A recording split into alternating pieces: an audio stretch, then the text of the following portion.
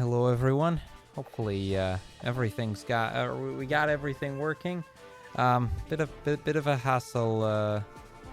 Bit of a hassle to get everything set up. So, yeah, Pokemon Conquest. Possibly a game many of you might not have heard about, but we're just gonna dive right in. Are we ready on the timer? Yep, whenever you're ready. All right. Starting in 3, 2, 1, go. Oh, actually, hold on. I always forget there's an extra prompt here. I'm ready to go whenever. I see the prompt. 3, 2, 1, go. Okay, now we're good.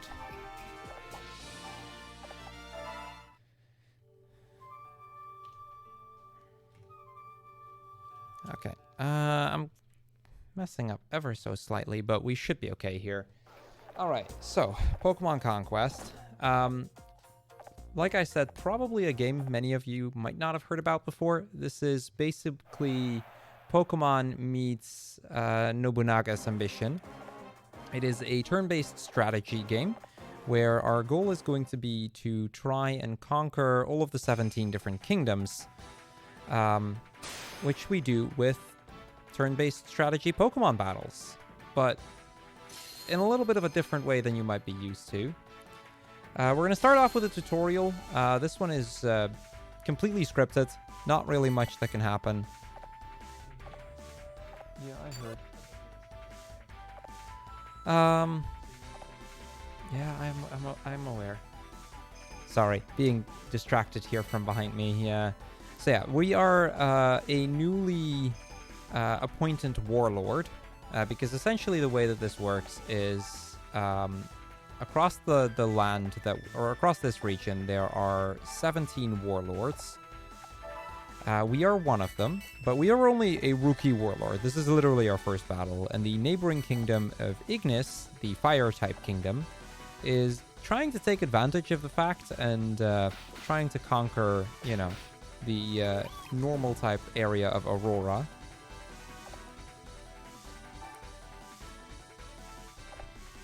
Is there a reason you choose the... A reason I choose? the boy over the girl? Because I'm... Oh, no. If I recall, you can choose the girl. You can choose the girl, but it doesn't matter at all. No difference. Alright, that finishes up the first kingdom of Aurora. So now that we've gotten through the first area, we basically... This is Oichi. She joined us moments ago, and now she's gonna more permanently join our party. She has a Jigglypuff. And we get some lore about, how this all works. Essentially, there's a legend that says that if one warlord were to conquer all of the different kingdoms, then, something would happen, essentially. Gotta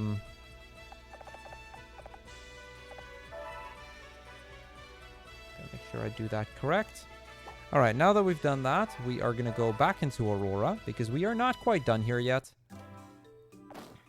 We've fought off our attackers, and we've gotten a second team member, but we are quite weak. And, our goal is going to be to conquer all of the 17 different regions. And, that means we need to grind a little bit. We're going to do 2 of these battles. The first one's more or less static, and there's still a bit of tutorial in this. The second one is a little more random, because the starting positions of the opposing Pokemon are going to be random, but, we'll see what happens.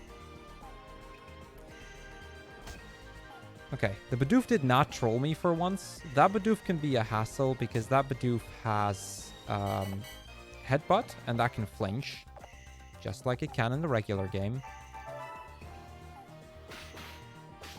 So we're gonna hit the Bidoof with Jigglypuff, use Double Slap. Gonna attack from behind here, hopefully pick up the kill. We do, and that triggers our ability that we get for beating a Pokemon, which is Celebrate. And we'll be using that a lot over the course of the run. Celebrate allows us to immediately move again, once per turn, if we kill a Pokemon on the first attack. So there we go. That's the first battle done. So we look a little bit stronger. We get explained, you know, how that happens. And then, you know, once all of the warriors have been used up, we got to take a rest. We're going to take a quick nap. So yeah, not much happens here. Moving on to the second month. And just like before, we are going to be going back to the farm, and we got another battle. But this one's a little more random. We want this one. Come on. There we go. Took a little longer than it needed to. Okay, so they're both in the top left corner. That's actually kind of annoying. Like, this is not a great starting position.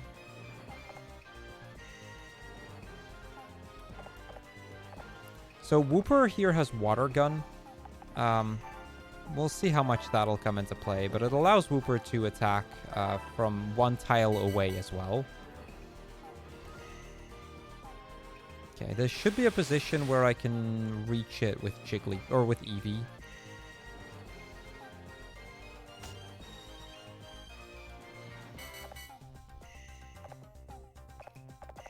So Uichi also has a warrior, like every Pokemon, or every warrior rather, has warrior abilities. Uichi's warrior ability is Sweet Song, which will heal my entire party at once. The Eevee has an ability that'll allow it to move an extra tile in that turn. So immediately that makes Eevee very useful. We're not going to be able to pick up the two turn. An ideal fight finishes in 2 turns, but you got to get a bit lucky for that. Oh, we got flinched on Eevee. That's a little annoying because we actually want to beat Pokemon with Eevee. The Pokemon that beats the other Pokemon, it gets a little bit more experience, making it a little bit stronger further down the line. And since we're not actually going to use Jigglypuff for that long, it's kind of annoying when Jigglypuff doesn't pick up the kill. Or when Jigglypuff does pick up the kill and Eevee doesn't. In any case, that's enough grinding done. March of year 1, it is time. We get to meet these 2, or these 3. These guys are going to be our advisors. We're kind of just going to skip through all their dialogue. We don't really care. And it's time to attack the neighboring kingdom of Ignis.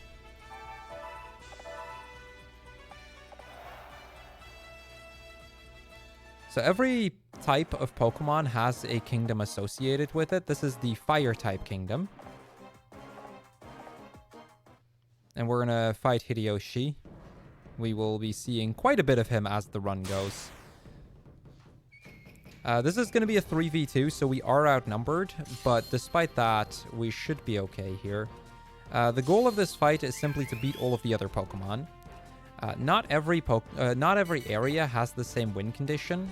Some of them require to beat every Pokemon, but some of them also have other win conditions, like capturing all the flags or something. Okay, we're just going to move Jigglypuff, and then we're going to wait and see what they do. It's important for me to check what the Chimchar does. Chimchar does not activate the warrior ability. In that case, we are only going to move the Eevee. We're going to move him over there, and then we're going to wait. That's it. That's our entire turn. So something to keep an eye out for here is the Chimchar has Blaze. Oh, that is a really nasty crit. So we want to try to not get him hit into Blaze range.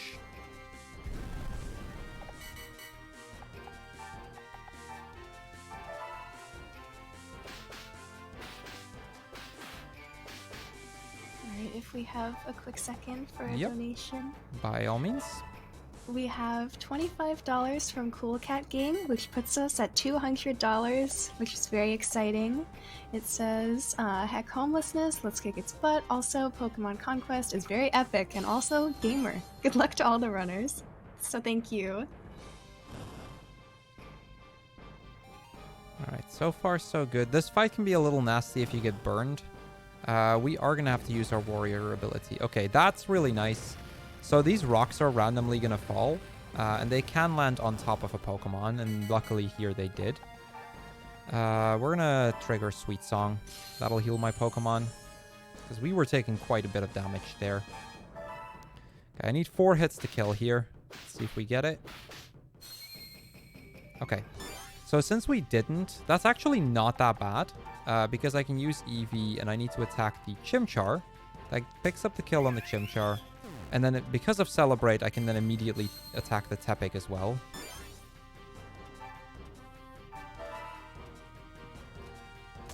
And we pick up the double KO. Very nice. That was a very good turn. So now it's just the Bidoof left. We still do have to kill this Bidoof, but... Okay, we get Lullaby. Lullaby is an ability that Jigglypuff has. It'll put Pokemon randomly to sleep if they're close enough. But because we hit him, he did wake up. That's okay, though, because we pick up the win here.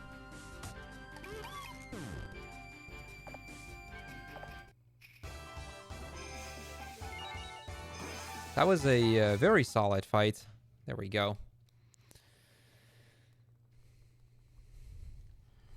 Okay, so we're kind of weak at the moment. We only have 2 Pokemon.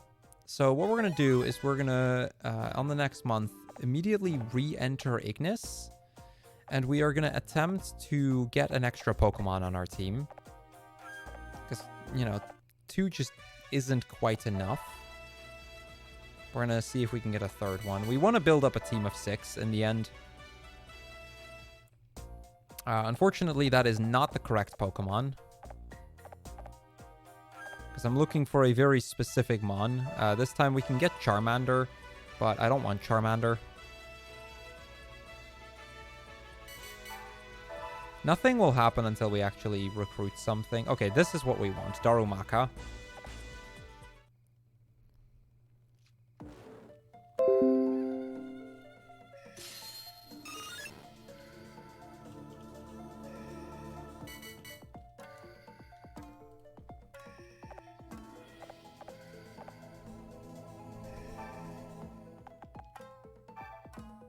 We're gonna have to wait here. That's okay.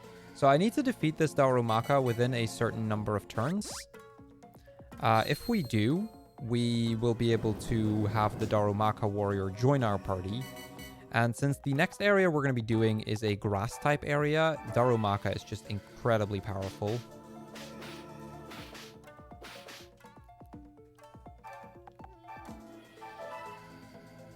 It won't be enough to pick up the kill this turn, but that's okay. He'll probably attack one of us, and then we kill on the next turn.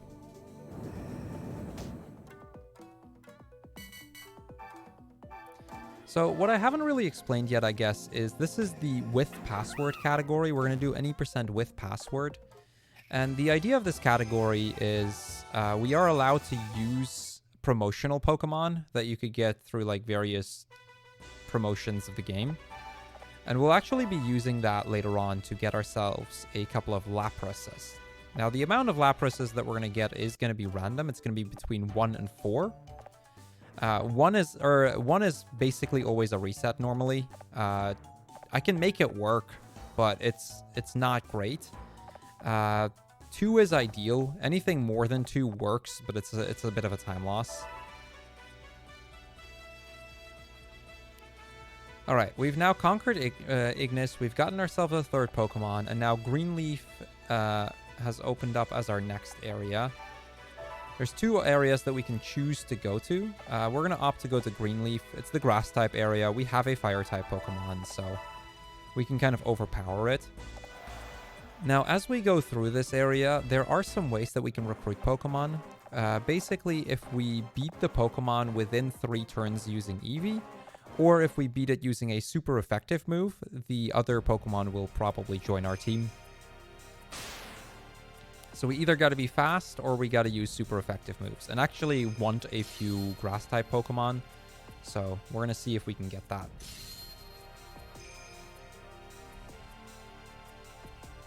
Now the goal for this particular fight is that we need to capture all the flags. As soon as we capture all of the flags, we win. But if the other guy captures all the flags, we lose. Okay, I'm going to use my warrior ability here, top speed. Gives me 2 extra tiles of range, and then we can go to this grass here. Get us all the way over there. Those grass tiles kind of function as tunnels of sorts. Very useful for us. So this grass bridge will appear and disappear every turn. One Sawaddle will always go down, one will always go left. The important part here is what does the Pansage do? Because we really would like to recruit both a Sawaddle and the Pansage. We kind of have to. There is a backup, but it's really not ideal if we have to go for the backup. Okay, we capture 2 of the flags. We dig through here. That's the end of our next turn. So they're going to capture that flag. That is completely fine. Okay, that's bad. That means we're not going to get Pansage, so that's going to lose us a little bit of time. Unless I can maybe get the Snivy. The Snivy is going in a direction I don't normally see it go.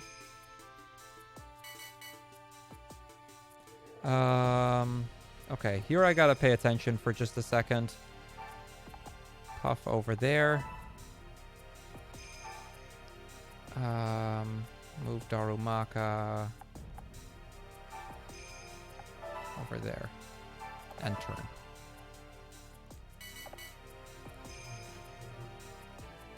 Okay, yeah, the Pansage is going in the direction we really don't want to see it go.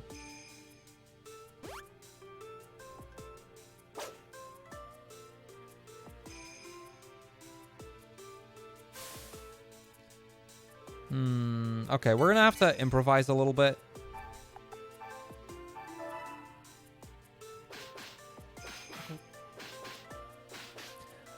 Yeah. So there's gonna be some noise in the back. We ordered some furniture, and that's coming in as we speak. They were supposed to come earlier today, but they had some problems with the car.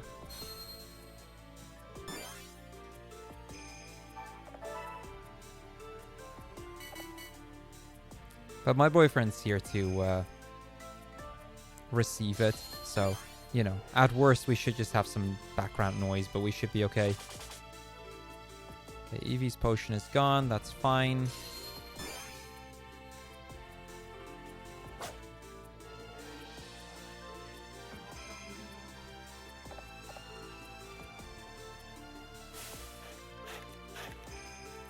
Oh, that's a nasty location for the Pansage to go. How are we gonna deal with that?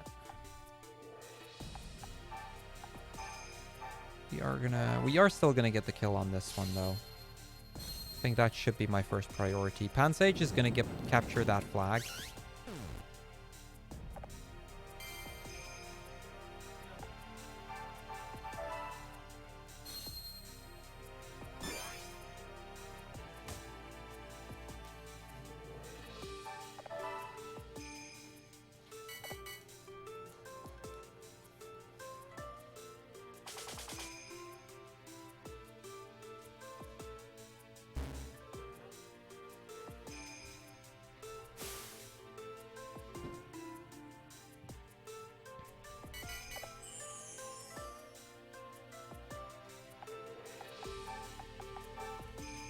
That work? That is not quite enough, unfortunately.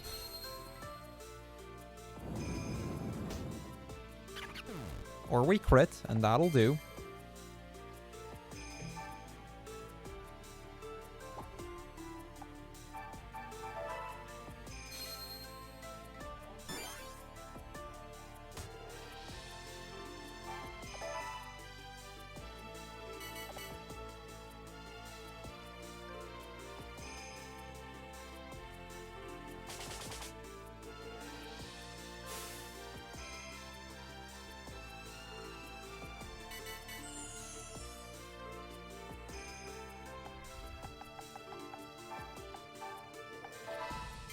Alright, do we have some time for a donation? Yep, go ahead.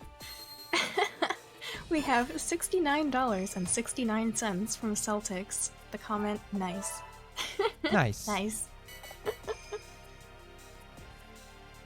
Alright, we are almost done with this stage. This stage is taking like several minutes longer than it should because of our bad luck with the Pansage movement, but we should honestly be okay. So essentially what I want to do now is I need the Darumaka to get into a very specific position so that it can kill off a Swaddle at the bottom. Because once we kill off that Swaddle, then I can take the rest from there. Okay, we get Celebrate. I'm going to use that to move over here. The Jigglypuff just isn't strong enough to take on that Swaddle.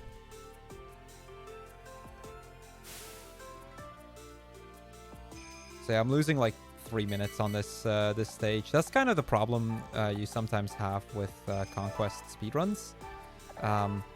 These runs can be somewhat brutal sometimes.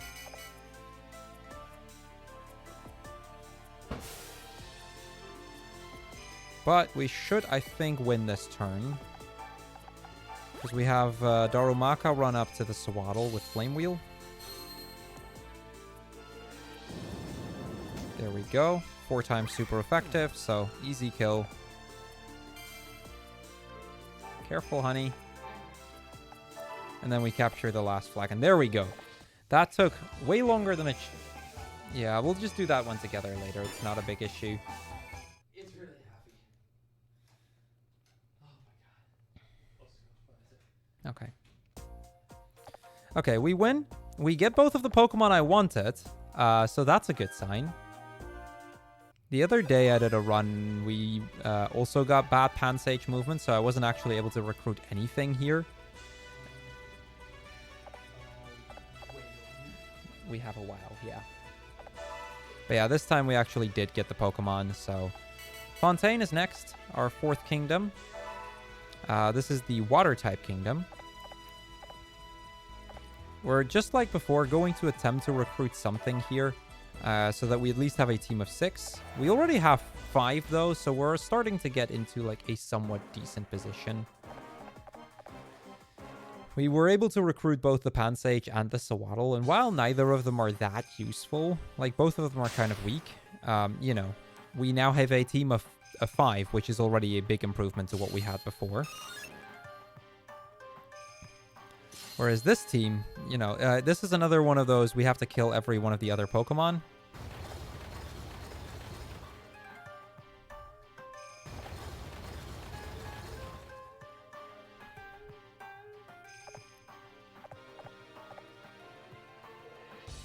Okay, got some very specific movement. First turn, we're just kind of going to get everyone into place. They have these little waterways that'll open up, and when they do, you know, anything that isn't a water Pokemon can't pass anymore. But we have some workarounds.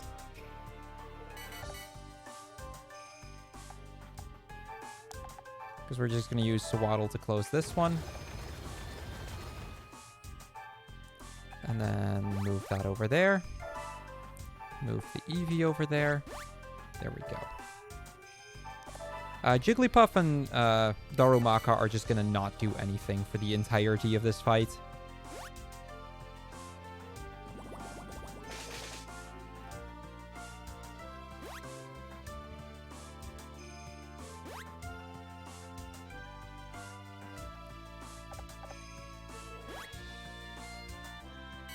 Okay, so what we're going to do is we're going to activate Mighty Blow, which raises our attack. We're going to attack from there. Hopefully pick up the kill on at least one, if not both of them. Great.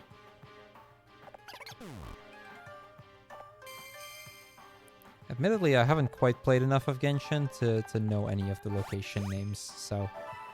But if you guys say Fontaine is a location in Genshin as well, then I'll just have to believe that.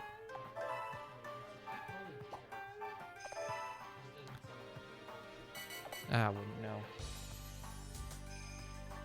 Okay, so we get Water Gun here, but really we don't care. The Wooper is going to heal somewhat, but...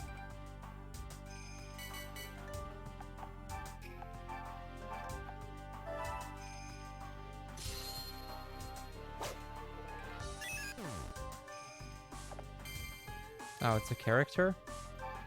Okay.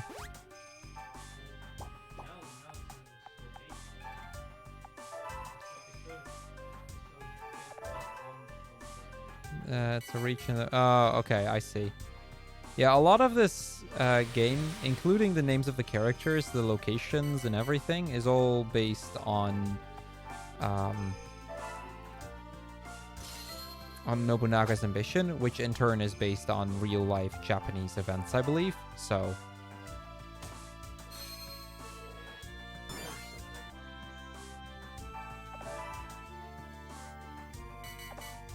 couple of hours. You can put plenty through the pasta.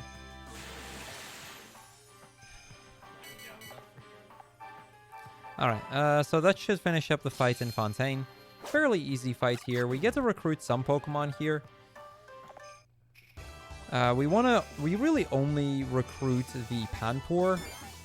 Even if we can recruit more. Yeah, we can recruit everything except for the Oshawott. Oshawott would be better, but it's not recruitable in this fight.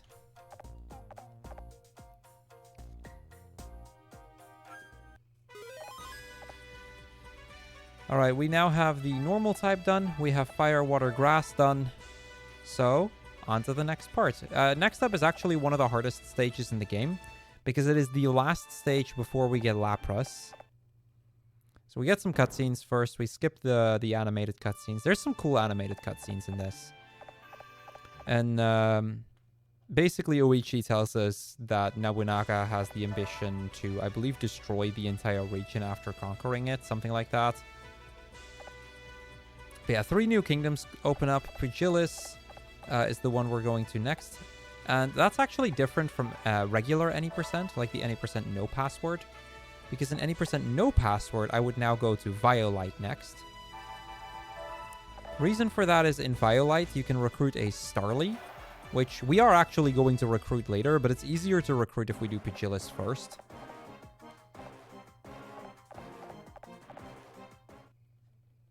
So here we go. Pugilis is kind of a tricky one. It can be a very quick kingdom, but you can also lose like 10 minutes on it if you fail this kingdom. My last run, I died here and I lost 12 minutes. That was a little sad. It's the fighting type kingdom, so 2 of my Pokemon are weak to their attacks, which makes this quite a difficult area to do. Because we have both Eevee and Jigglypuff. Luckily, this particular kingdom, we don't actually have to beat every other Pokemon. The goal here is to capture all of the flags and hold them for 5 turns. Or beat all of the other Pokemon. Either or.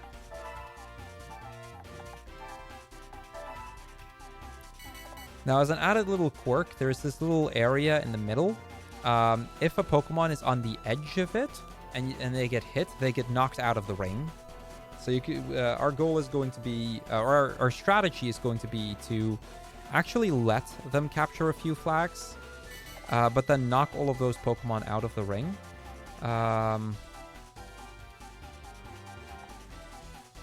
Okay, let me do this correct. So we're going to capture this one. We're going to capture this flag. We're going to move Eevee, or Jigglypuff in. We're going to move Pansage in. We're going to move Sawaddle in. And the Darumaka will leave right there. Oh, actually, I can move him there, but...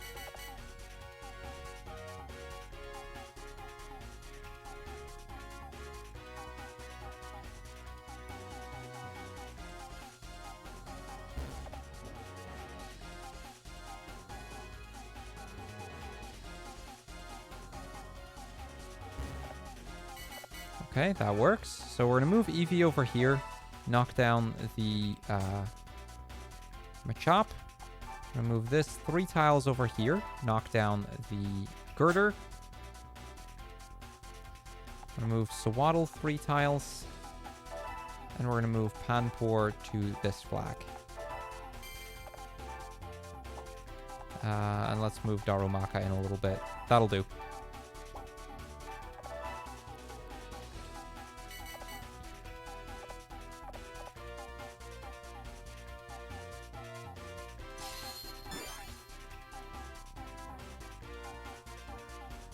Okay, that's okay.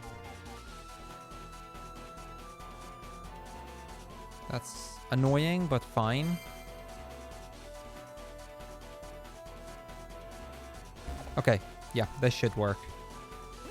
Okay, so this is where our strategy is going to come into play. They now have quite a few flags, but what we can do is we can knock these two off.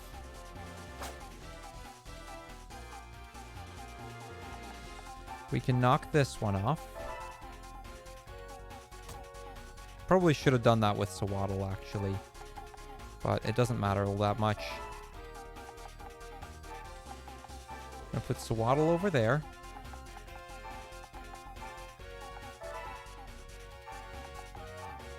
Move that in, and wait. Okay, there we go. So all of his Pokemon got knocked off, and as a result, he's gonna have to move all of his Pokemon back in. And the way he's gonna do that is he's gonna try to have them move in through the top area. Now, the advantage we have that because he is going to attempt to do that, we can kind of just stall him out there. So what I'm gonna do is I'm gonna move Darumaka here.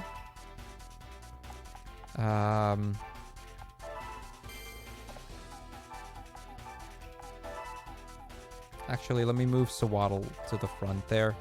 Because we actually, like, Darumaka kind of needs to survive. The Sawaddle isn't as big an issue.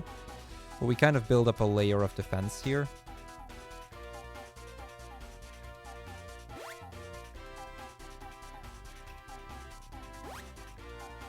Now, it is important to note that some of his Pokemon have low kick, meaning that they can actually have some knockback to it. Okay, we're gonna move Sawaddle back. 2 tiles, leave him there. I'm gonna move Jigglypuff to an easier position and end the turn. So I need to make sure that there's always something behind our Pokemon.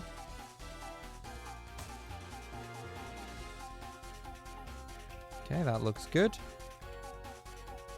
Okay, now we just need to hold the flags. If we can hold this position, we should win easily.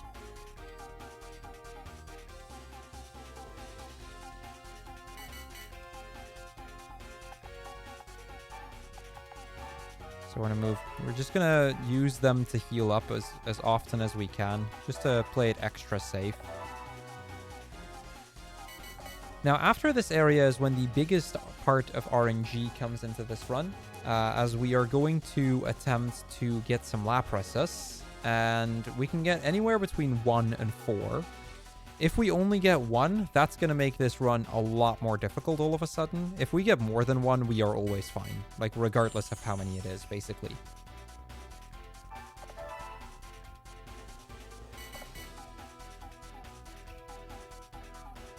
Like, I can make 1 work, but it means we're probably going to keep our Staravia later. And we kind of don't want to keep Staravia, because Staravia is kind of bad. Okay, so this turn, we only have 2 more turns to protect the flag.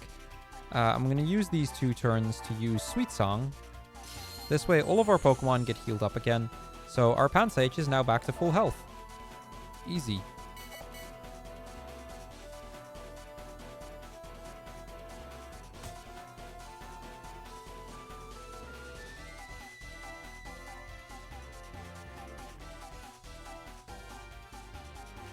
So we're going to wait until all of them are done. Like, he is going to go past every Pokemon and just make them wait. I am going to quickly do this because I noticed there's a slight weakness in my strategy here. I wanted to make sure that we've got everything covered. And then we wait out this turn. Assuming the Machop doesn't get a crit, we are guaranteed, or we have 1. I think even if he gets a crit, we have 1, but...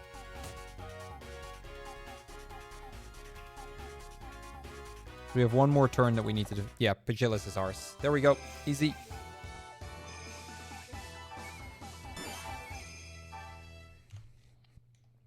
Okay. We now get a few more tutorial sections. Basically, we get something explained about perfect links. So every warrior we have can have more than 1 Pokemon with him. We can, in the menu, switch between what Pokemon we then use in battle. We do that through something called perfect links.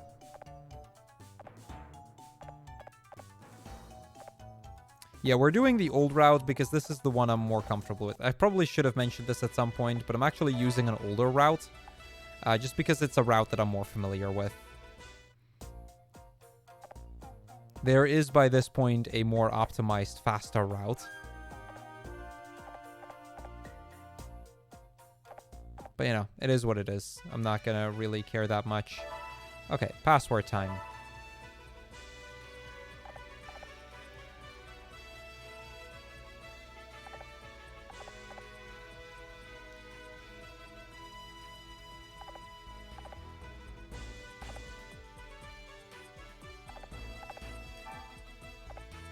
Okay, password recognized. We are now going to have to wait 1 month, and then we are going to get a message that something happened.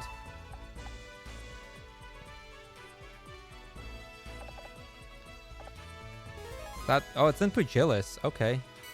So, let's see how many we get. Enter. Moment of truth. Okay, 2 Laprases. I am more than okay with 2 Laprases. So we're going to link 1 to Oichi, and we're going to link 1 to the Panpour.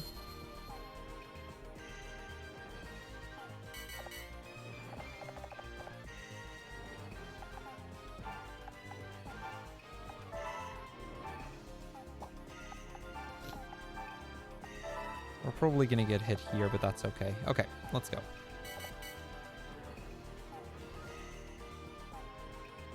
That's fine.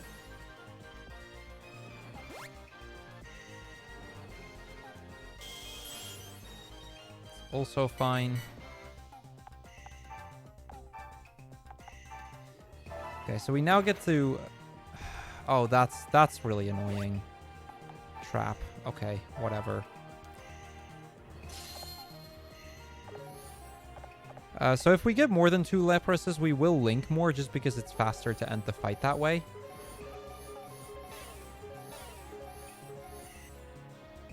But generally speaking, like, it doesn't benefit us to do that.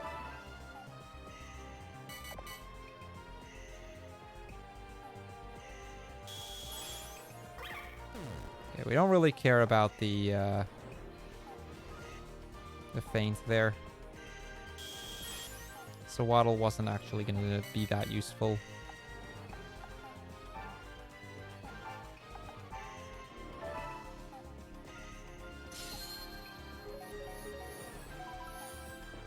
Okay, there we go. We've now linked to 1 Lapras. So Oichi is now linked to Lapras, meaning I can swap out the Jigglypuff in a bit for a Lapras.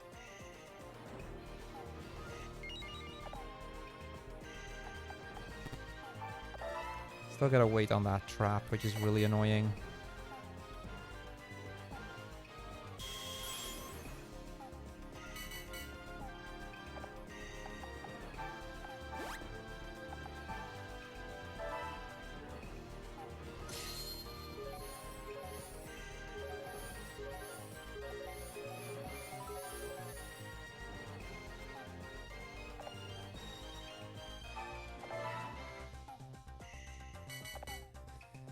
Okay, 1 more turn and then we should have it.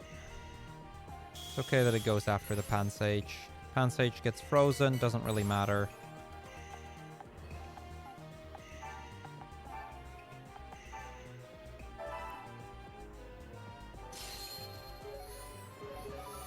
Okay, there we go. So we have now linked to 2 Laprases. 1 for Oichi, 1 for Nobuchika.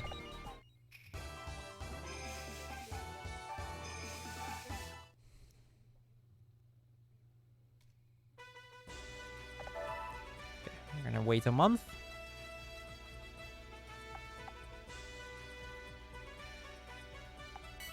And now we are going to go to info. We're going to switch that to the Lapras, and we're going to switch you to the Lapras. And now it's time to go for Violite. So in Violite, we are going to aim to recruit something, specifically a Starly. But we have Ice Beam now, so it becomes a little bit easier to do that. The reason we want the Starly is just it's an upgrade for Sawaddle, honestly. We're not going to keep the Starly around for that long. It's actually one of the Pokemon that we're going to swap out again later. We now have 4 of the final team members. Although Darumaka and Eevee still need to evolve. And then 2 Pokemon we're still going to get. Can you guess who? Well, I mean, some people might already know what we're getting. But if you don't, feel free to take a guess. See...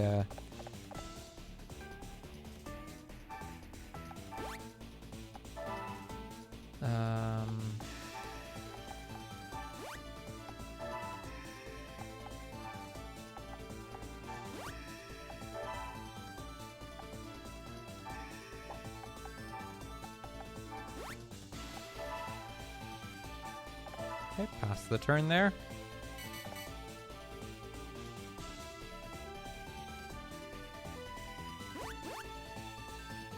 So yeah, Violite generally, in any percent no password, Violite tends to be a little bit of a scary one. Because this stage can just kind of mess with you. In any percent with password, this one isn't that difficult, to be honest. 1, 2, 3. Right, 1, 2, 3. Yeah, there.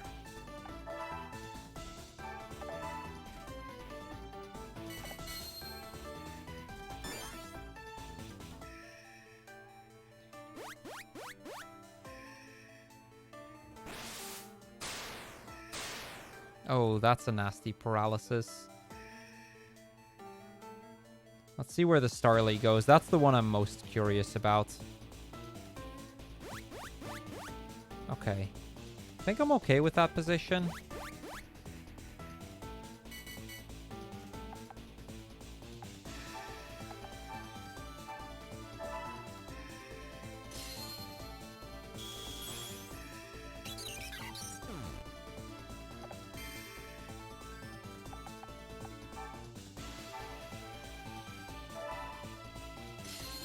We have Detox to help us get rid of that at least.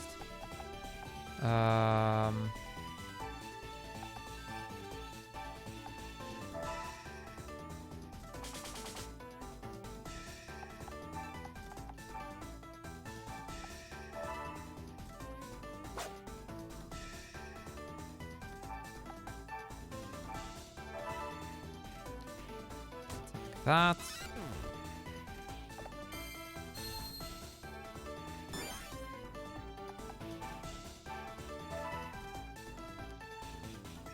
Attack the Shinx.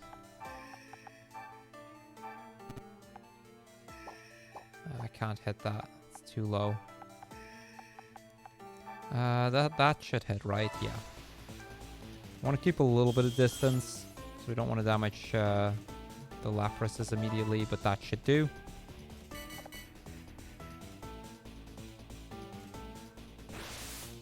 So yeah, Detox we only get to use once, so let's hope we don't get paralyzed again, because that would be incredibly annoying.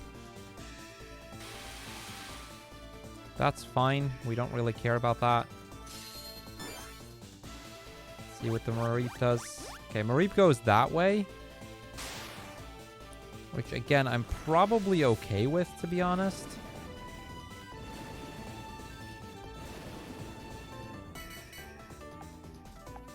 Yeah, let's move you over there.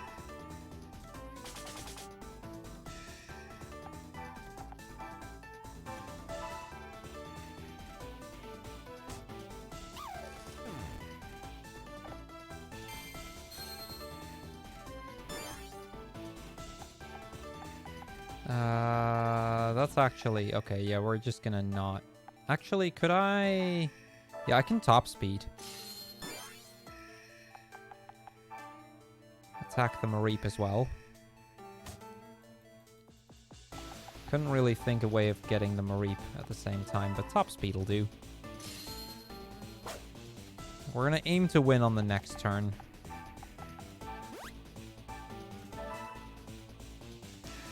How does Eevee evolve in this game? Eevee evolves by Evolution Stone, just like in the normal game. After a certain amount of game has been done, you are gifted 3 evolution stones. And we will be using one of those to evolve the Eevee. Okay, we gotta kill off the Panpour first.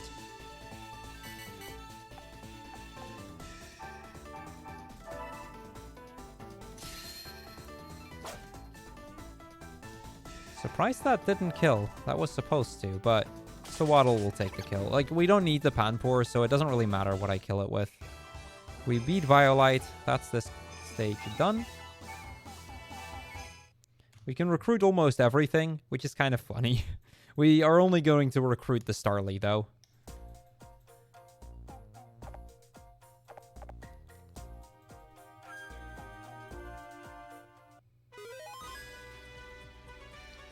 Okay, we recruit Starly. We're going to ignore Pichu, Mareep, and Shinx. Those are not going to be part of our team. And with that, we are going to erase the Sewaddle off of our team. So we're going to release Sewaddle here. You could move him to a different kingdom as well. That is a possibility, but this is faster.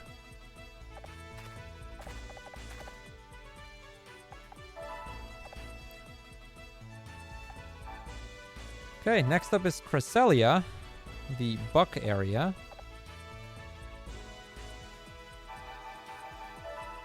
And this is honestly one of my favorite stages.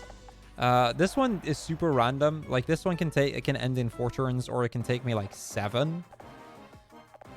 So, like, in terms of the speedrun, it's kind of awful. But I just really like the aesthetics of this area.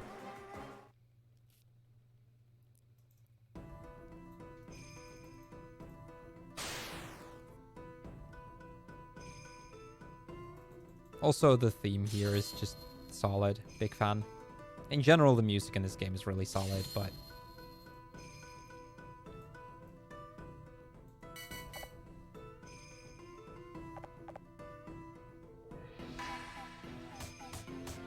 So yeah, these balls randomly spawn. The first few are static and will always be in the same spot, but after that, they get arranged randomly.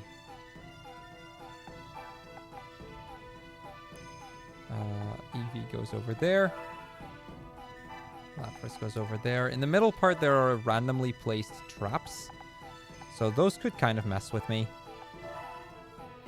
We'll see what happens.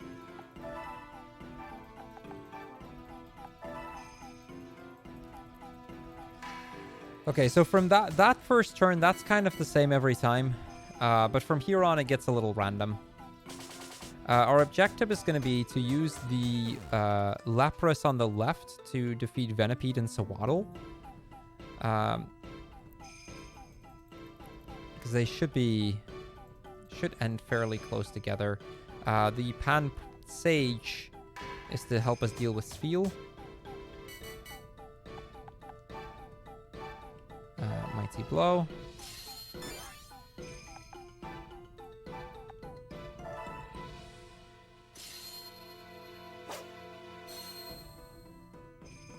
Poison Point is a little annoying.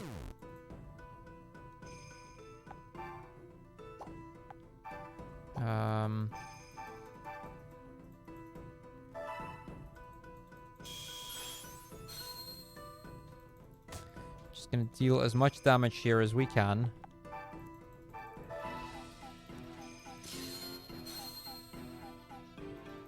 That kills off Venipede. We do get Poison Point. I can try to use Detox next turn to try and get rid of the poison. For now, this'll do.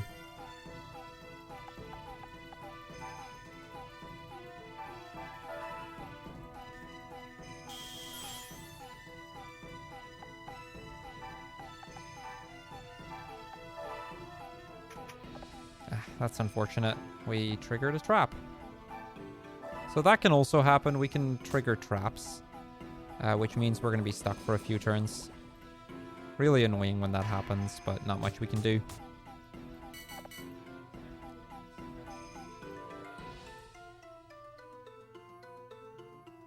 No.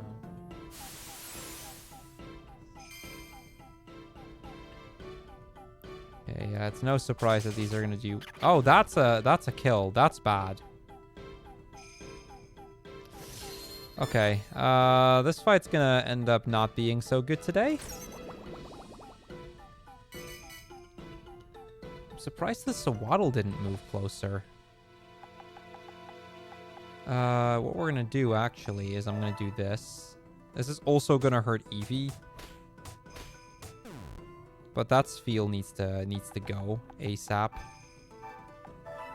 No, I didn't mean to wait there.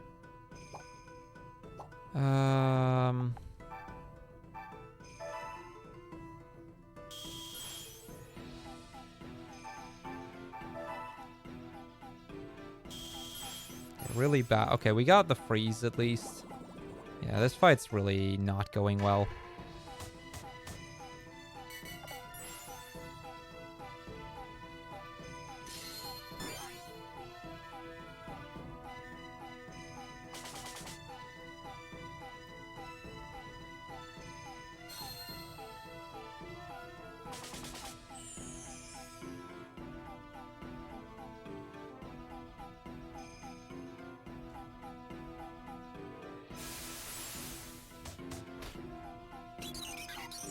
Oh, and there goes Starly. It's not a huge deal that Starly dies, but it's just more, fewer damage we can deal.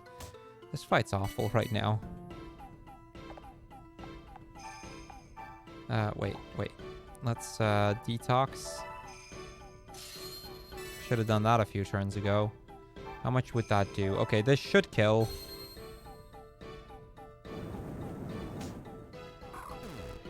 So at least there's that. This should kill both.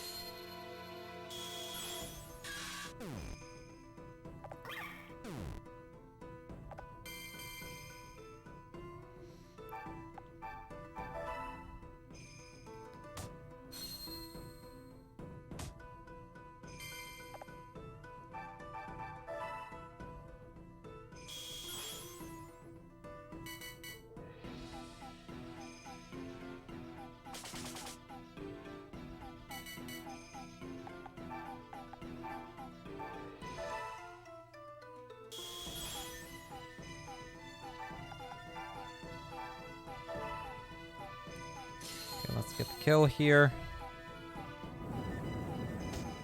Cool. Okay. We win. That was kind of not a great fight, but we won, so.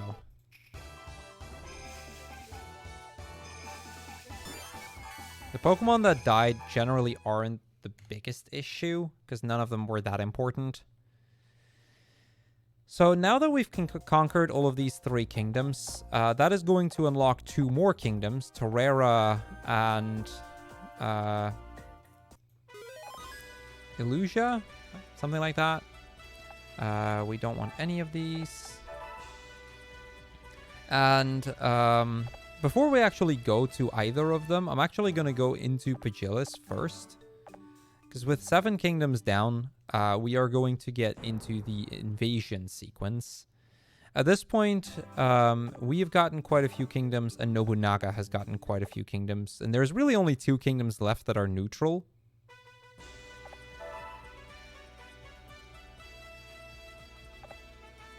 Oh, Illusion. Close enough. So what we're going to do is we are going to march everyone to Pagilis. And then we are going to try and invade Terrera, one of the 2 remaining neutral kingdoms. Now, the thing is, while Terrera is neutral, once we get there, they won't actually accept our challenge. They don't actually, they're going to just kick us back out. They're not going to take our challenge to them seriously. And they tell us to come back once we've toughened up a bit. Now, rather than that being that, they are actually going to be attacking us. This is the invasion sequence, and it's the one other time in the game that we are going to get attacked. If you take too long in general on certain areas, you can get attacked as well from other kingdoms. That's why you can have more than 6 Pokemon. You can stash them in various kingdoms to help defend it if it gets attacked. Now, because of how fast we are, that's never actually going to happen. And that, you know, something we want to keep that way. But this invasion is a scripted invasion sequence.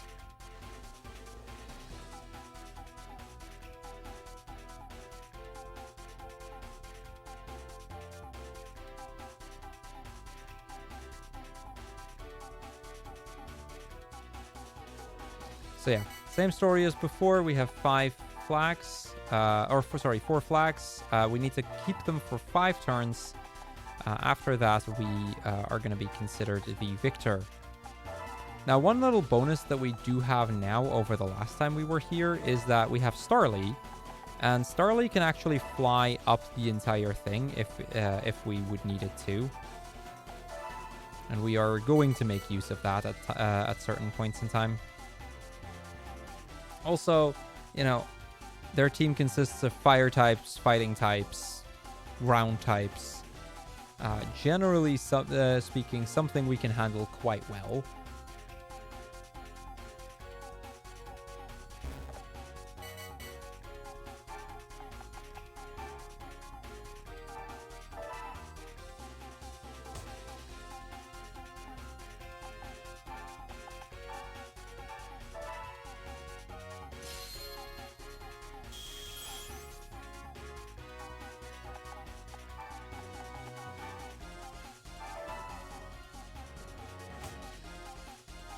Okay, so we've knocked them all out. The strategy is mostly the same as before.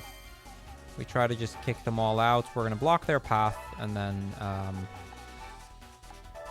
try and just keep all of the 4 flags. The difference is that this fight just tends to be a lot easier because our team has gotten a lot stronger since last time we were in Pagilis. And we are much better equipped against this team than we were against the fighting type team from before.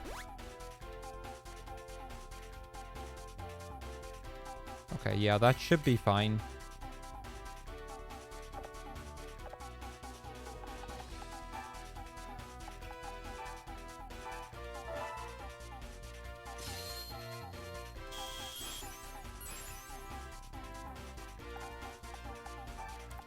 I'm going to move the Starly here. I should have attacked, but I'm going to move the Starly here so that we can more easily protect the place.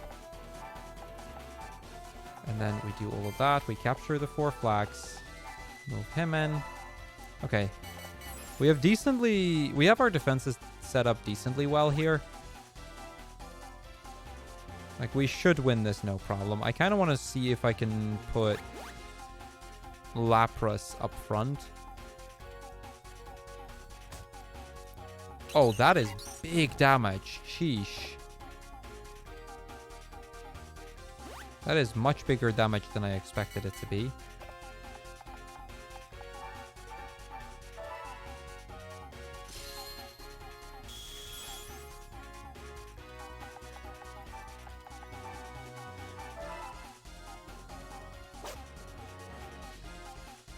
That's okay, though. We are still standing strong.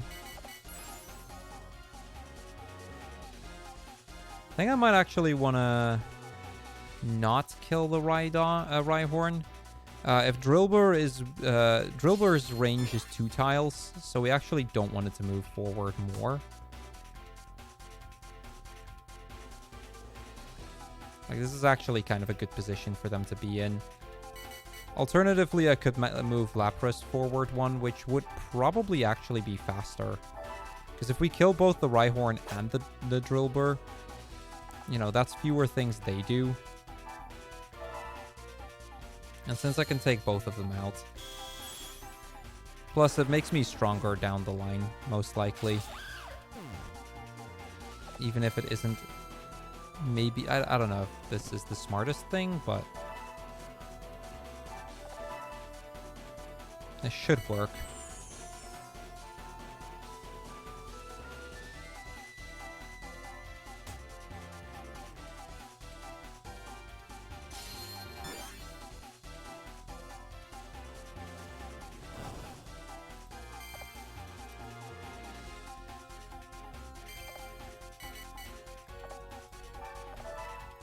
Okay, yeah, from this point onward, I can just kind of be like, okay, I'm gonna now just end the turn. I should probably put something on the northern flag so that if we get killed somehow because of a double crit or something, they can't immediately take anything. So I'll put you over here. I'll do Sweet Song. And I think at this point we have basically won. I'm not even going to bother attacking them. It's not really worth. We don't deal that much to the Tepig or the Charmander.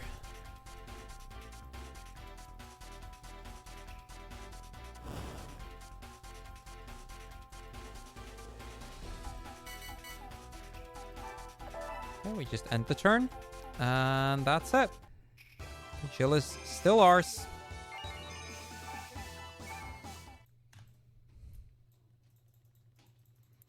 Okay, now comes one of the last really, really important stages, Terrera. We've kind of got most of our team together. See, once we are not going to let the Starly evolve, by the way. We don't need Staravia. Yeah, now that we've fought off the invasion, we're going to get our warrior to evolve. See, rather than just Pokemon, warriors can also evolve in this game. Don't question it. But yeah, we have most of our team ready. There is one more really big Pokemon we need to capture, which we are going to do in this next area in Terrera.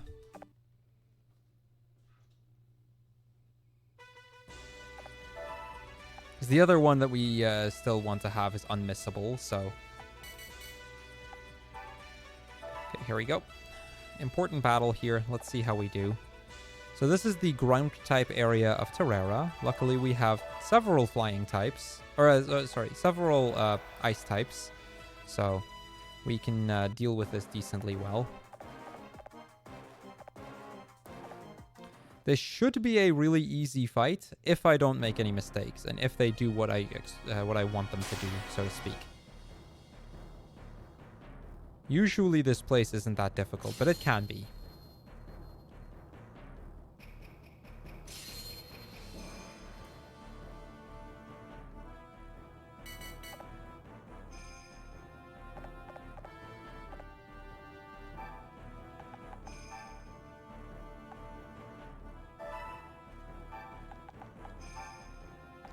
Starly over there. You stay. You go there. You go there. And you go there. End of turn. Okay. That was our first turn. The first two turns, we always do the same thing. Then we need to start paying attention to, especially where the Drillbur is. See, Drillbur tends to be kind of good in Pokemon in general. Be it in speed, there's a reason it's used in a multitude of different Pokemon speedruns. And just like that, it is also used in this one. We are going to move you over there. You go over there. You go onto this grass patch. You go here. Doromaka next to it. I think that's it, right? Yeah, that's it.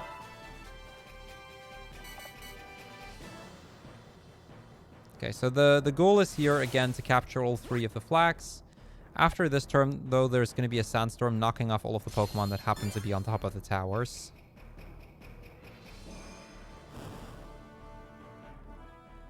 Okay, that's okay so long as it lives, which it does, so...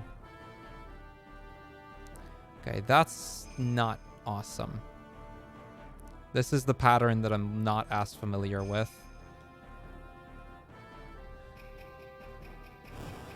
Or really not familiar with.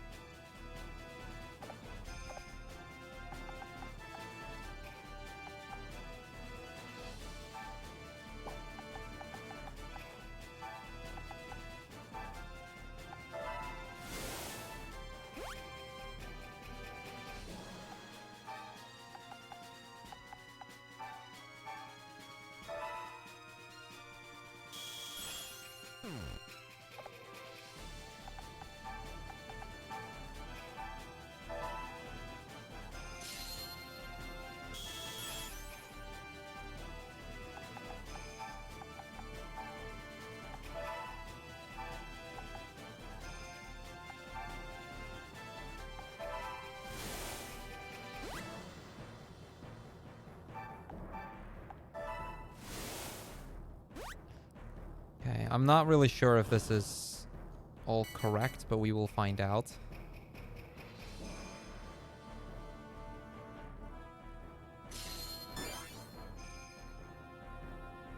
That could be really, really bad. Okay, that's a really important miss right there.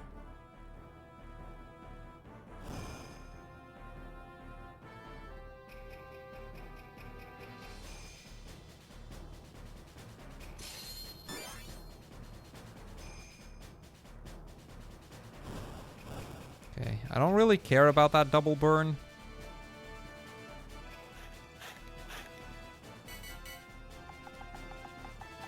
Like, I need to keep those Pokemon alive. Specifically the Laprases. They need to survive.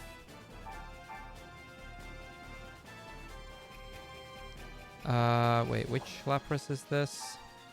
This is the Sweet Song Lapras. Okay, I'm gonna move you over here then. And let's move you over there.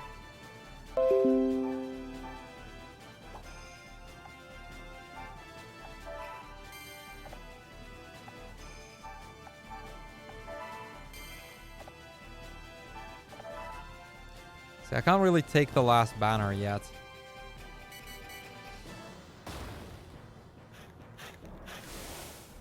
Oh, the Drillbur is on the platform. Okay, this could be really bad.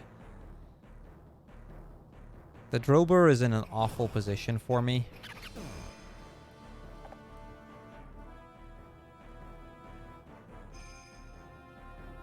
I forgot that the platform would move up because I shouldn't have moved the Darumaka.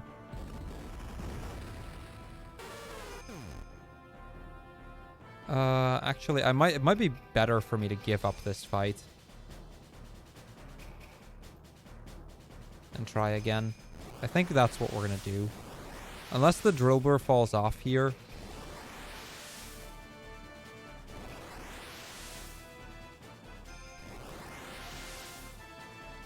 In such a way that I can still pick up the KO on it. Yeah, I don't. Okay, we're gonna run. We're gonna take the loss and we're gonna try again. Sucks to have to do that. We're gonna lose a lot of time here, but it's okay. The estimate accounts for something like this being possible.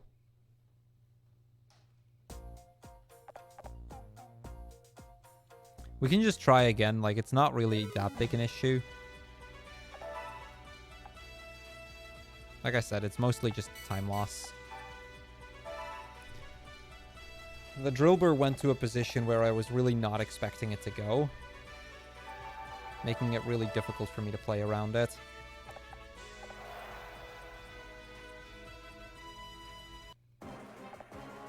Alright, do we have time for a few donations here? Yep, by all means. Okay, perfect. We have $10 from Anonymous. It says, good luck, Crrool. And then we have $1 from Fortunate, saying, just want to wish y'all much love. Thank you. And then we have a big one. The tracker's kind of broken at the moment, but we can still see it at least. So we have $250 from Anonymous. And it says, I'd like to say thank you to PSD for putting on this show for us this weekend. Being a part of this community for the past year has opened my mind to all the struggles of minority communities and has made me a better ally and person overall. Since joining this community, my mentality has elevated significantly to a more positive outlook. Thank you all for being my friends. Thank you so much. Thank you, everyone. It's great to see how the community is coming together for a good cause like this. Absolutely. Okay. So we get our second attempt at capturing Drillbur here. I really need that Drillbur. Like, it's one of our ace Pokemon for most of this game.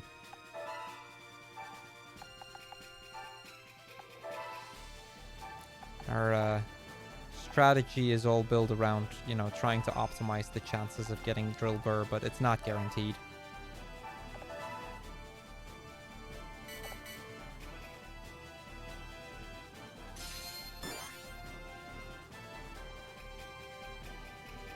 Don't mind that Charmander or the burn.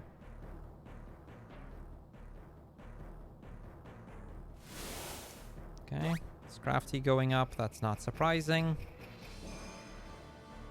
Okay, this is a pattern I can work with, I think. I'm pretty sure I can do this.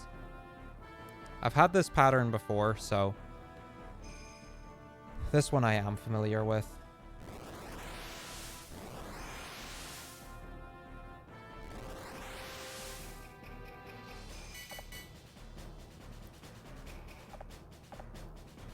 Okay, so we want to take this Lapras.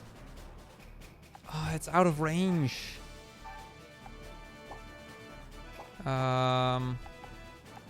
Okay.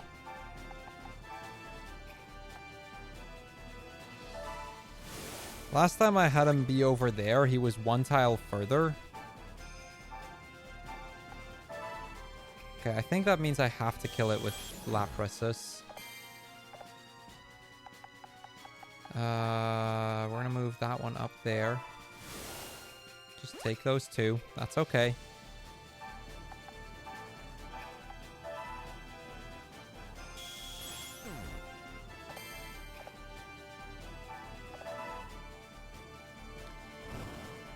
What a run this is right now.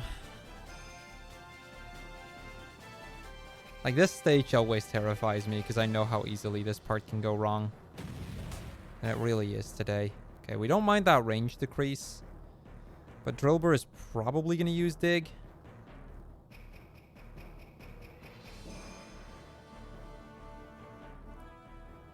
Actually, like that, it might not be able to, which would be great for us. Okay, yeah, this should do.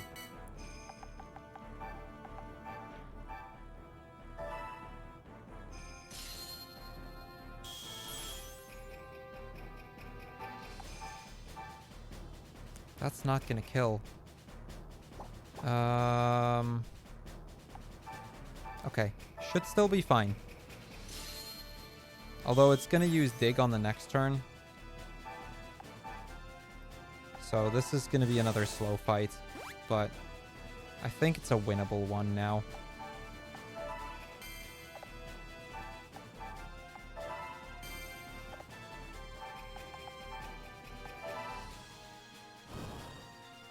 Okay, we gotta heal on the next turn.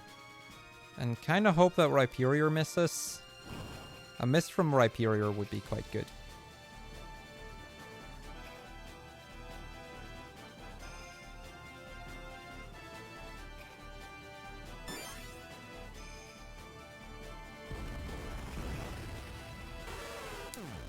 He's gonna use Dig, isn't he?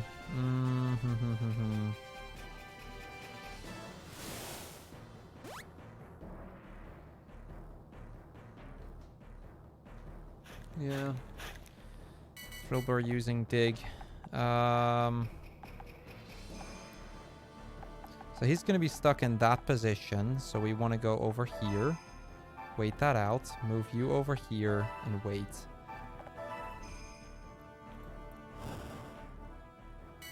I think if I can get the kill with Lapras, we still win. But I only get one opportunity to do so, I think.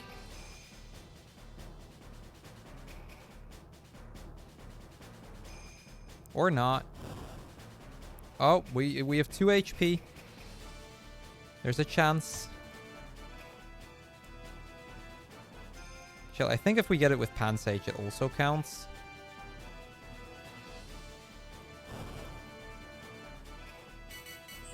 Okay, there's no Sandstorm this turn. I think we win. Gosh, this fight is scuffed.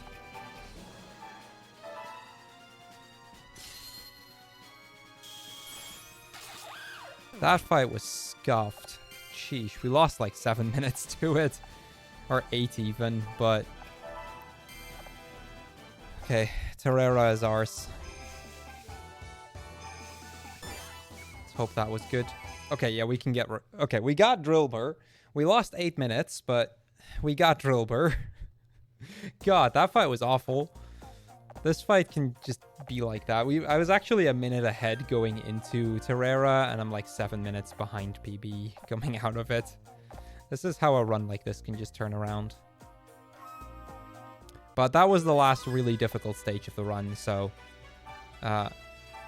we need to recruit Shingen.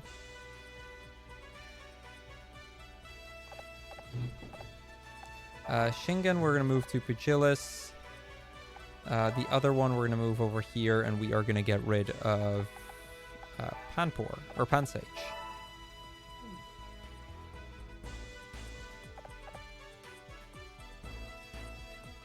We are not going to watch that because we are never going to use that warrior again in combat. So we now learn that both the warrior from Terrera and the one from Illusio were always planning on joining me anyway in our fight against Nobunaga. We also learned that Oichi is Nobunaga's younger sister. But Nobunaga will be waiting for us in Dragnor, the dragon-type area. So from here on, every other area that we are going to enter is under the control of Nobunaga. So everybody here that we still need to fight is or works for Nobunaga. First things first, though, we're going to march the Starly out of here. We are going to catch our last Pokemon, the Gallade.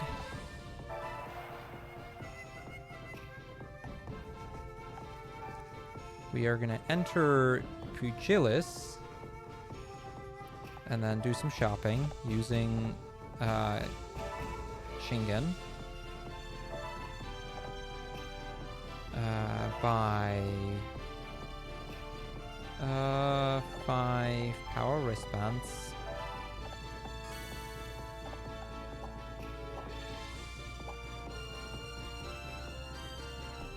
And we are going to equip those to all of our Pokemon with the exception of Darumaka, since Darumaka isn't actually going to be used in this next fight. Equip. So the power wristbands basically just boost the power of our moves. It's quite useful.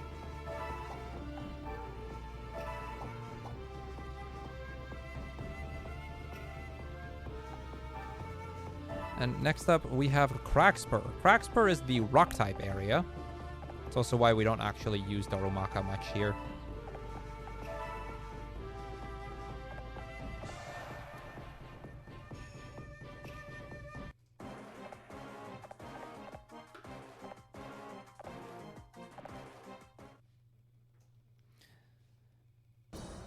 So we still have a few Pokemon we need to evolve, but at this point we are gonna be more powerful than most of the fights that we need to, most of the opponents. The fights can still vary in how they go, but none of the fights should be too bad anymore at this point. None of the sort of situations that we had just now in Terrera.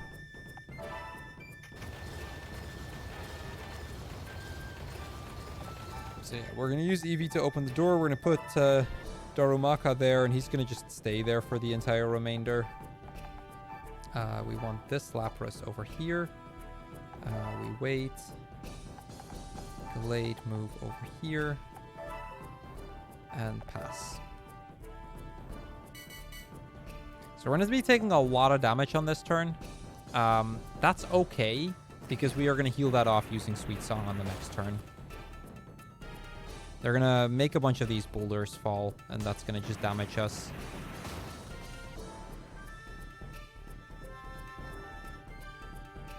But that's accounted for, so no need to worry about it. All right, time for you guys to see how powerful our new Pokemon are, because we've got some new toys. First off, we're going to use Sweet Song. We're going to move one tile, and we are going to attack... move over there, and we are going to attack the Larvitar. That is a lot of damage. Very nice. We are going to use the Gallade. Going to move that over here. Attack the Machop and just one-shot it. Psycho Cut is just that good. Unfortunately, we got that credit. The other way around would have been better. So we're going to use Courage. Courage increases both our attack and range at the same time. So one extra tile of movement speed and more attack for that turn. Just move that over there. And then we move Drillbur here.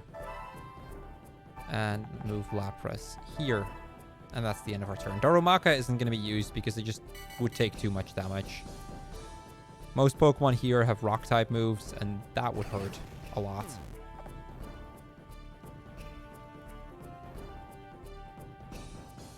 So the thing about these Roggenrola, as well as the Boldore, is they all have Sturdy. So our strategy is going to be, we are going to use Dig using Darumaka. And I'm going to then, once it's underground, Ice Beam the Roggenrola. That'll break the Sturdy. Okay, that's not a huge deal. Fight you. Kill off the Larvitar, that's gone. The goal here is to just kill everything, so we're going to use Bustle to increase our range. And then move 4 tiles. Not enough to get to the Pansear, unfortunately.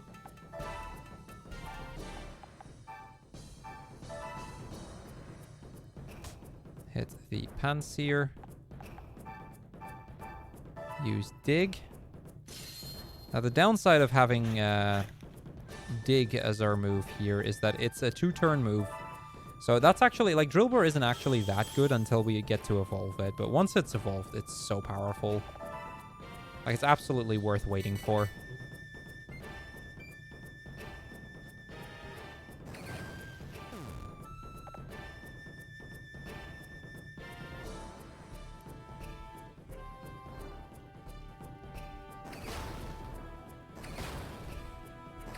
That is a lot of damage from the Roggenrola into my... Okay, didn't kill my Lapras, but that got way closer than I would have liked it to be.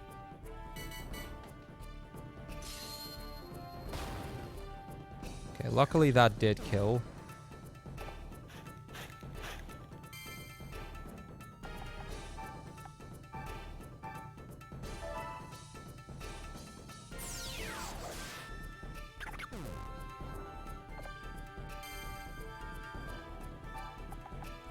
So I'm hitting the Boldore, and honestly, that's more so to break the Sturdy than anything else.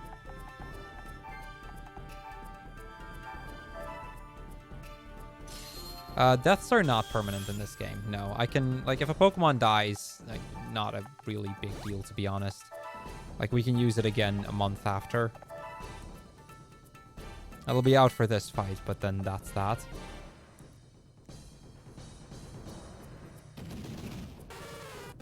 So yeah, I'm not too worried about Pokemon fainting.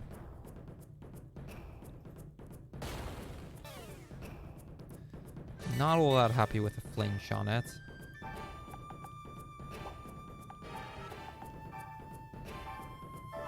So I'm gonna just get the rock out of the way so that they can't damage me with that anymore. Now it's just the Gallade, so...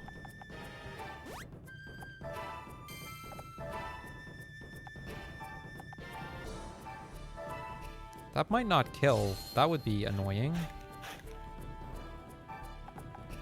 Gonna get the Darumaka ready, mainly to help in case it doesn't kill.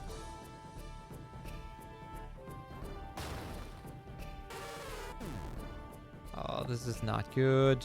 This fight's really going downhill quick.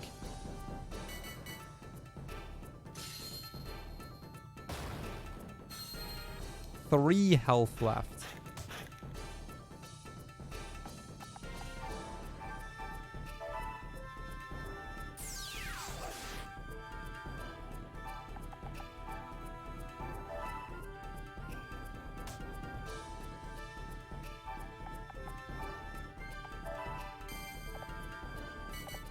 Can't really have the Darumaka die, but run-up would kill Onyx, which means I can move the Drillbur to help with Boldore.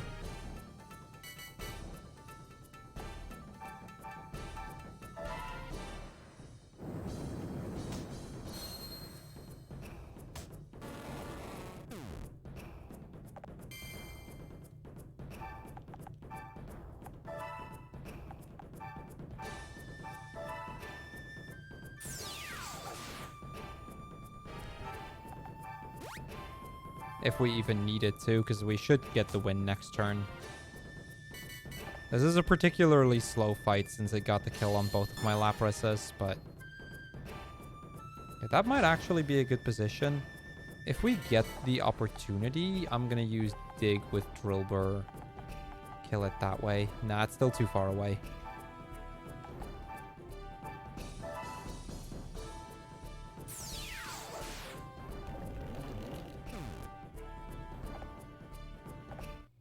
Okay, that's Crackspur. Pretty slow Crackspur, but we got the win, so it's all good.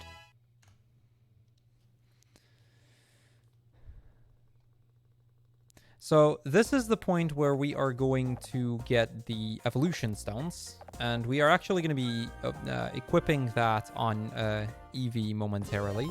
We are specifically going to be using the Thunderstone.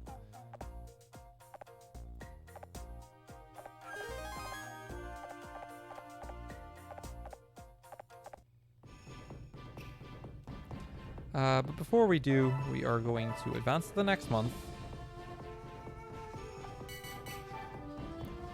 And we are going to do a bit of shopping.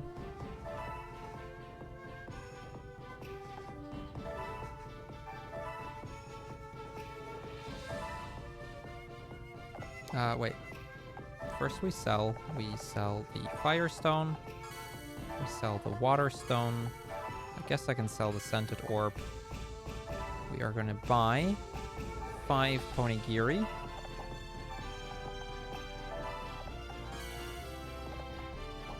And we are going to buy as many power wristbands as money will allow me.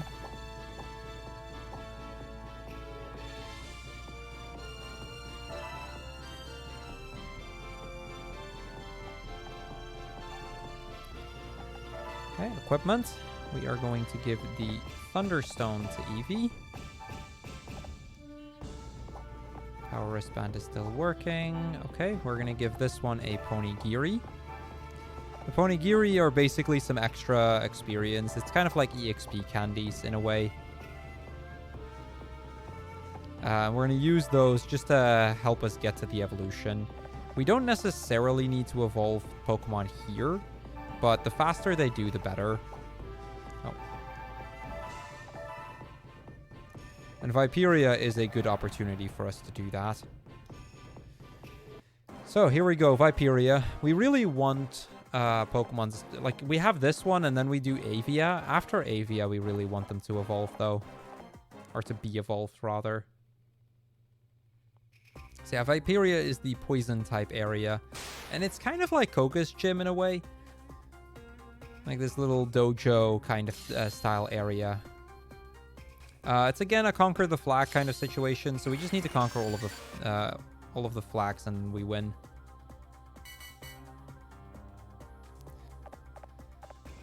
Gallade is really our MVP on this one, so...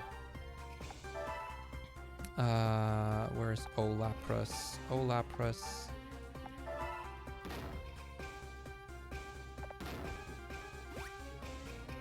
Yes, please. Gallade through here.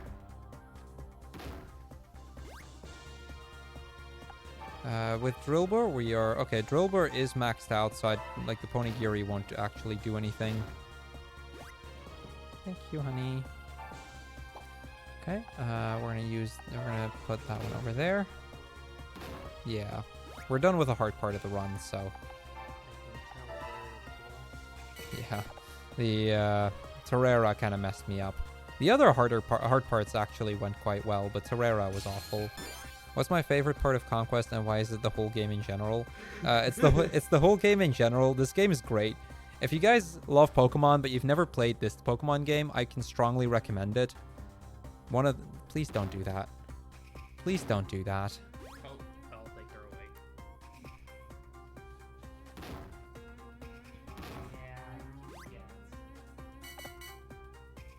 away. Okay, move Eevee to the flag. Lapras over there. Gallade over there. Drillbur over there.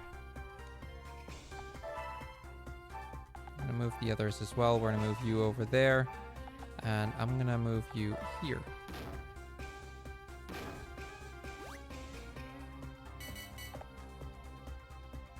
But yeah, no, honestly though, my favorite part is the bug area.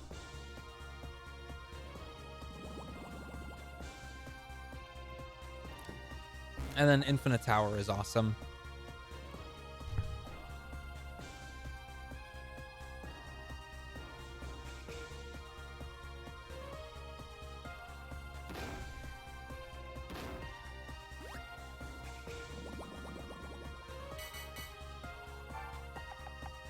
Okay, we're going to take this trapdoor to get us to the last flag.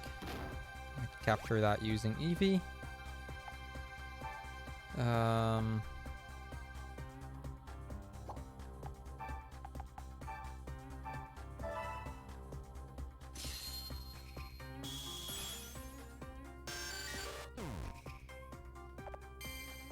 I could have used Bustle with Gallade, actually. We'll leave it there for now and then put you over there.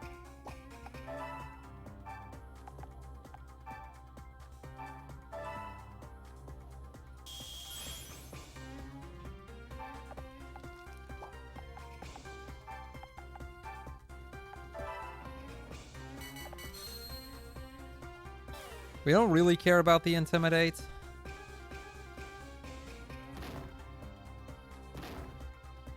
The big question is are they going to put something on that flag?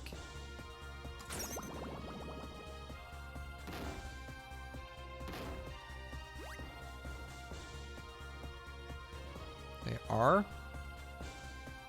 Now that doesn't actually have to be a problem. Now that is a problem though.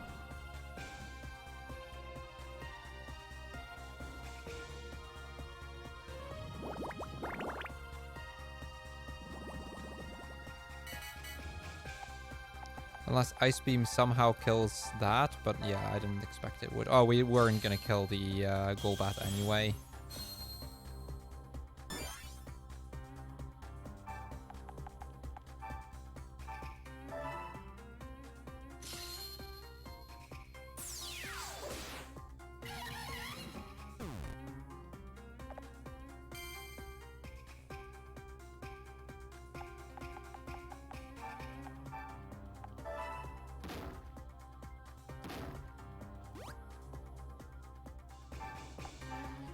This is kind of a dumb decision, but with Lapras that close, we should be okay doing this. The added experience is going to be kind of useful, so... Put Eevee up there. Get that banner. Darumaka this way. Help deal with the Golbat.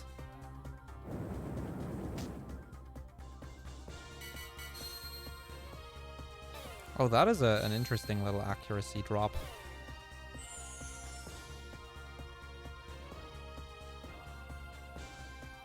By all means, we should win next turn.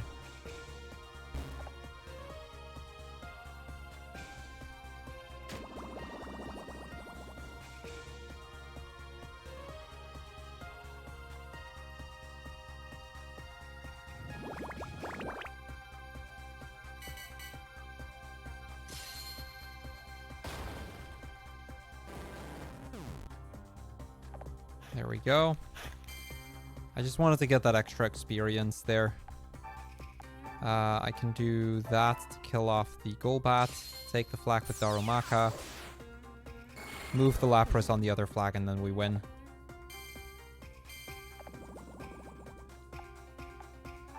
No. You go over there, capture the flag. You go over here, capture that flag. GG. That was a solid Viperia. Or at least, like, that was a pretty good... Yeah, that was... Yeah. That was it. That was a good Viperia. Of you too. Alright, now that's done. By the way, one of the people there was the leader of the fire area from before. Okay, Eevee is now going to evolve. We now get ourselves Jolteon.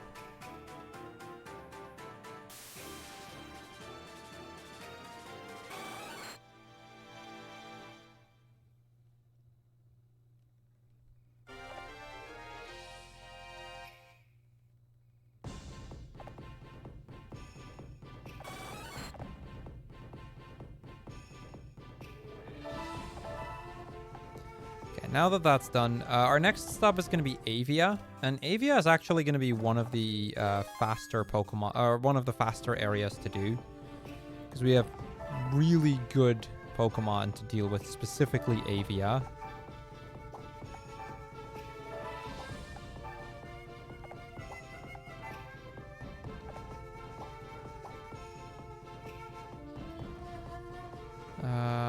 Yeah, we should be okay here. So we're going to go Avia. Avia is the flying type area. And, well, we have an electric type. We have 2 ice types. So I think we'll be okay here.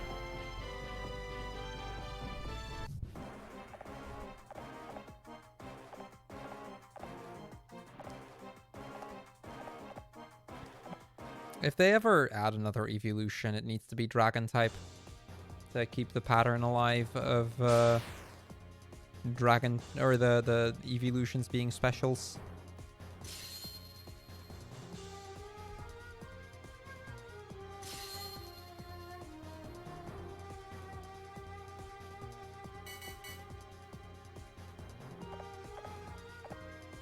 Okay, here we go.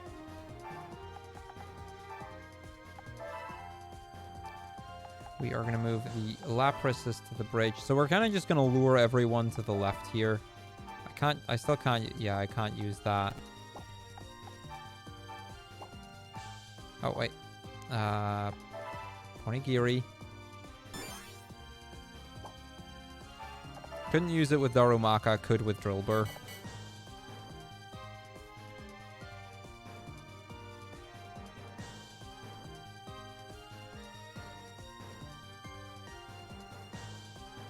Yeah, the goal is just get everybody to the bottom left area of the map. And then once everybody is there, we're just going to knock all of them out using our electric types and ice types.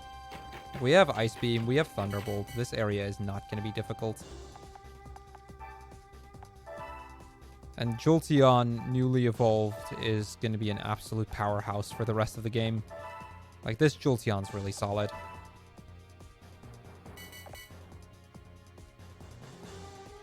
Probably a somewhat relevant side note, but we actually really want our Drillbur to evolve before the end, or like by the end of this fight.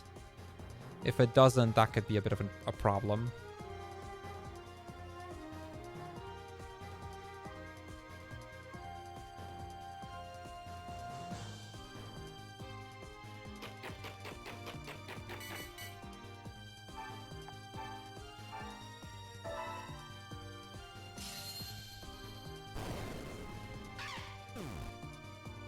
This is what I mean with Jolteon being a bit of a powerhouse.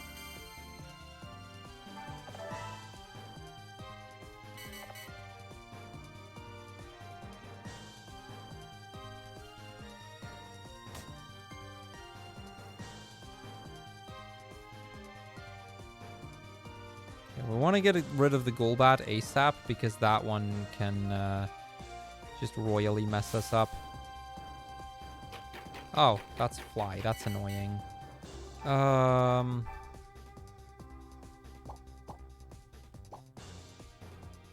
is Lapras. Okay.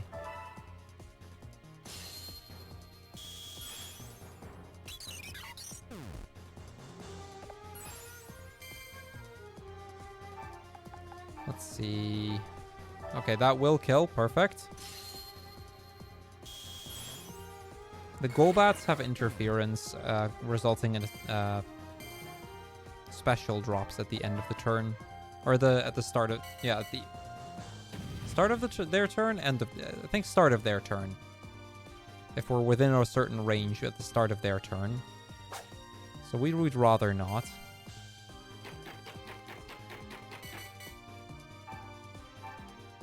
We're gonna use Courage just for the attack increase, honestly.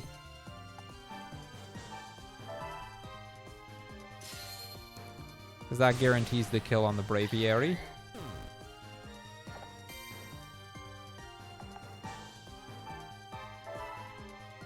And if this doesn't kill, we have the other Lapras to help. Yeah.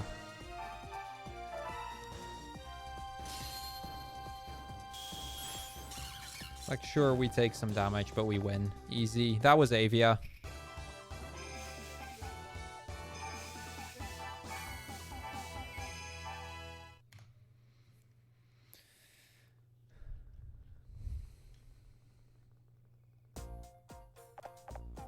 So after this, we are going to march to Viperia, and we are going to go to Yaksha.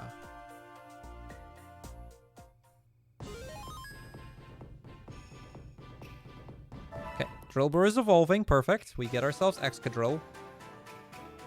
That is right when we needed Excadrill. Now, we still have to deal with the fact that we need to evolve Darumaka into Darmanitan, but at least that's one Pokemon done. So we're one evolution away from having the entire team as I need it.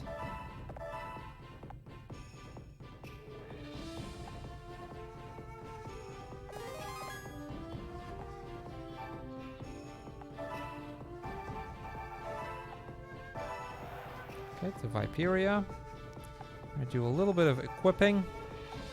No, equip.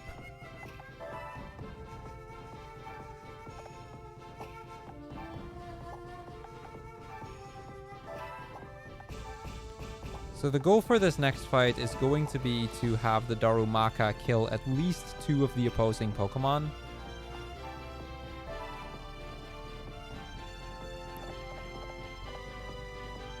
That way, it should get enough experience to evolve here, hopefully.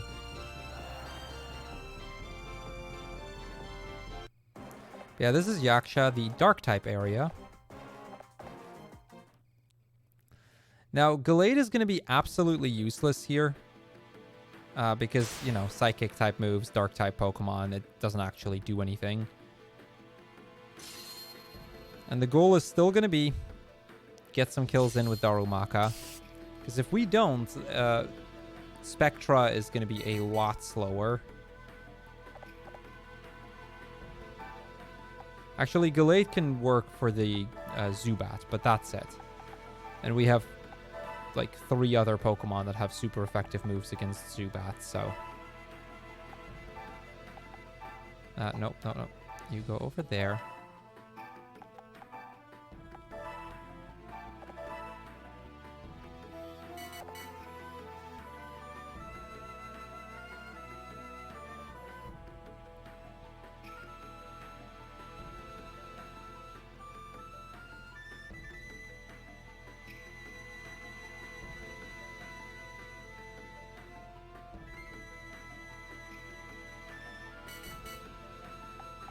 Okay, you go over there, kill off Zubat.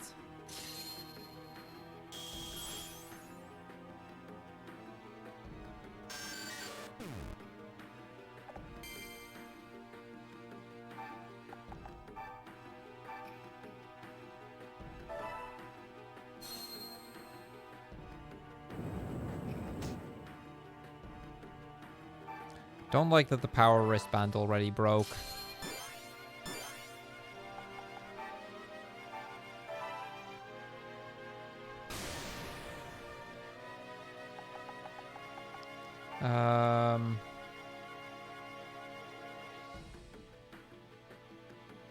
Kill Krokorok with Lapras. Can I do that from there? I can. Unless we miss.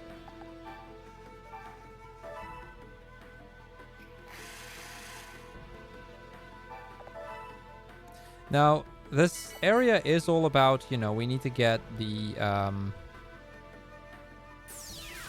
or we need to kill all of the opposing Pokemon. Now, because of accuracy drops and whatnot, this can actually be a little tricky to have Darumaka get kills in. Though we do have to. Like, that's kind of the objective here.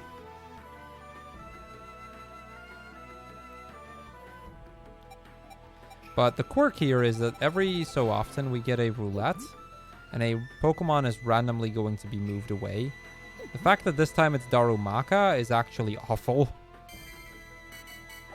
Although I think we got another power wristband. So that kind of makes up a little bit.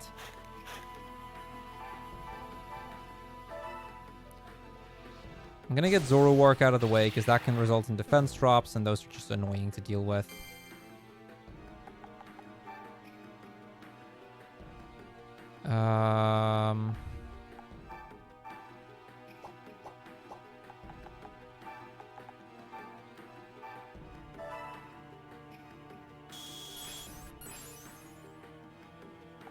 Okay, nice little freeze.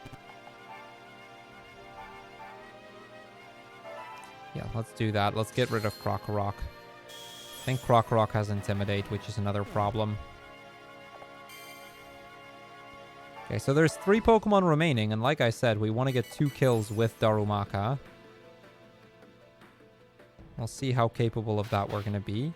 The goal is just to get the other Pokemon as low as possible.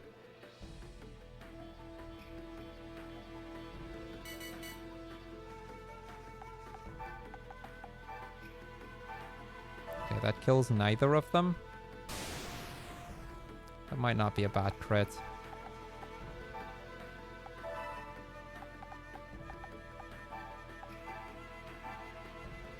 Okay, I actually would rather not do that.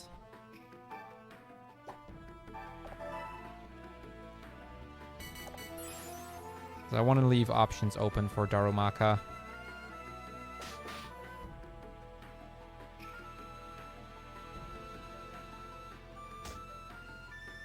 Even if it kills the Excadrill, like, that's fine.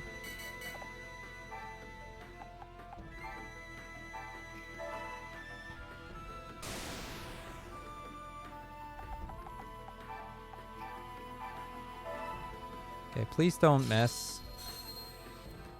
We have an accuracy drop. Okay, that's 1 kill. It's important.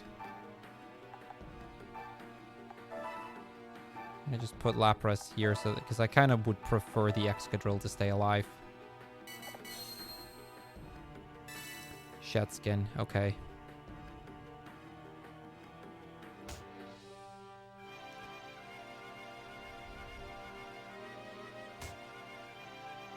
I think if Darumaka doesn't, or if none of them get teleported away, okay, that's really annoying. Oh, it gets teleported there. I'm okay with that. Okay, Darumaka, if you hit, we win this fight now. Okay, good. So, funny little story. I think we're actually going to come out of this area on PB pace. That's not to say that we will PB. We have plenty of difficult stages left, but it's kind of funny how that's going. Despite our really bad Terrera. Although we do need Darumaka to evolve now. That's going to be kind of important.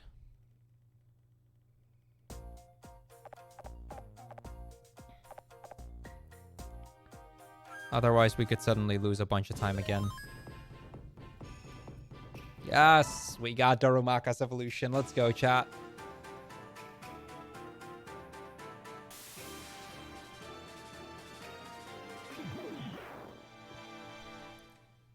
All right, now that we have Darumaka, now that we have all of this out of the way, we have a phenomenal team right now.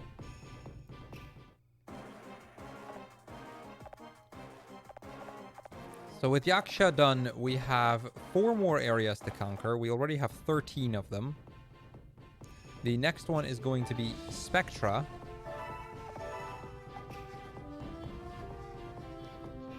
But before we're going to go to Spectra, we're going to march everybody real quick to Viperia.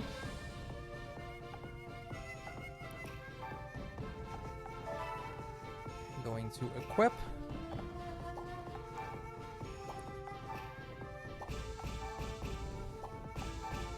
Apparently everybody still has their power wristband. I thought at least 1 or 2 had broken, but I guess not. Okay, Spectra it is. So Spectra is the ghost area, and this one is known to troll. This is not necessarily a very difficult stage, but it is a stage that can very easily troll me. So we can get unlucky here and just lose a bunch of time. I was wondering if somebody would notice. Yeah, the island that we're conquering is is shaped like Arceus. That is indeed correct. Alright, so Spectra is another area of we have to kill everything here. The quirk here is that the statues that you see, they're going to randomly move. And the flames are also going to move, but if you get touched by the statues just block your path. If you get hit by a flame, you get a random status condition. Some of them aren't that bad. Like, you could just get poisoned or something and it's fine. But you could also get really annoying status conditions. And that would be very annoying, so we're gonna have to try and kill everything while dodging the flames, because we could get paralyzed or frozen, confused. Those are all really nasty if those happen.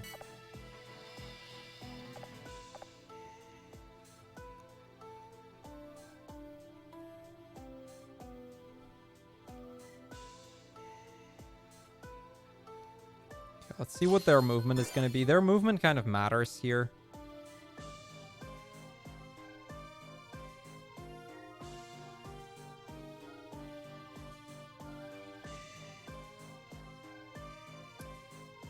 Kind of not how I wanted them, but I think I can work with this.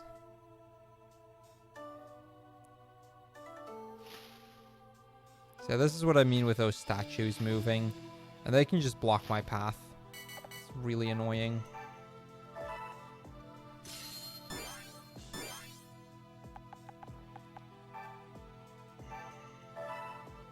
Okay, we're gonna kill off the Drifloon here.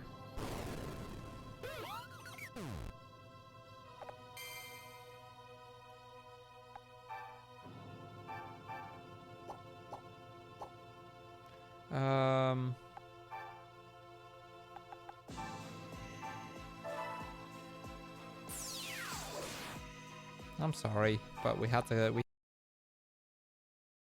feint the Drifloon. There was no other way. I couldn't, unfortunately, kill off the Dusclops. That's actually what I was trying to go for. This one...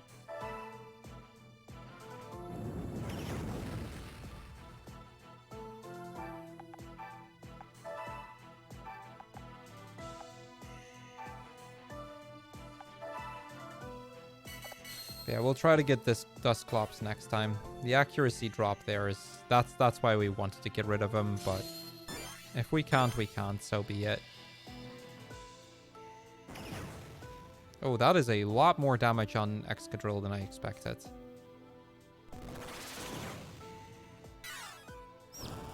Okay, so the Mismagius is confused. This is what I meant with those status effects, just randomly taking place.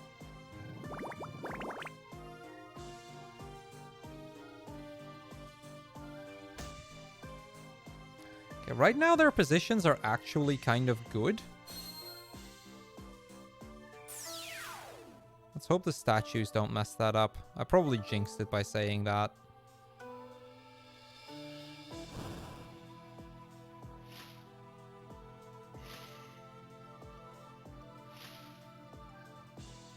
It's fine. Still fine.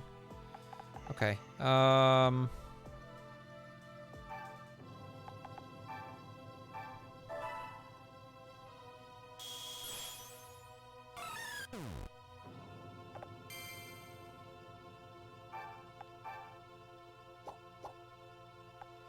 Wait, before I do, let me... I think he would be in a safe spot.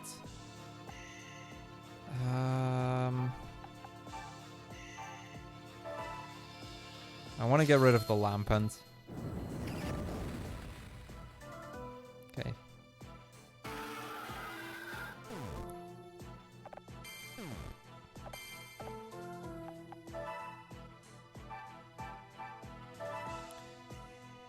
Because Drillbur's Drill Run requires a tile distance before triggering. But Excadrill doesn't actually do anything against the Miss Magius, because it's a ground type move and Miss Magius has Levitate.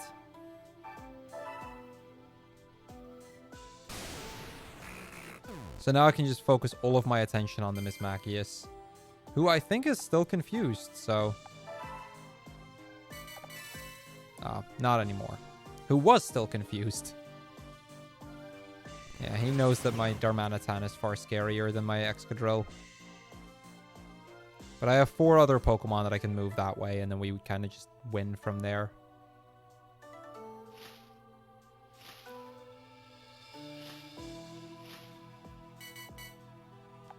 Although the statues are kind of going to mess me up a little bit.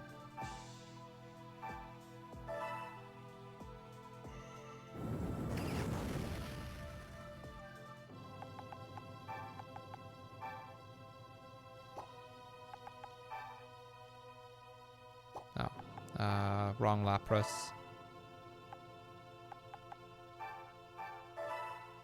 Just to be safe. Darmanitan was getting a little low on health.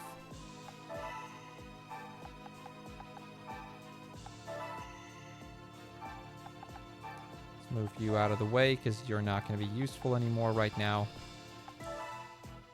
Not much we can do against the Levitate Pokemon with our Excadrill.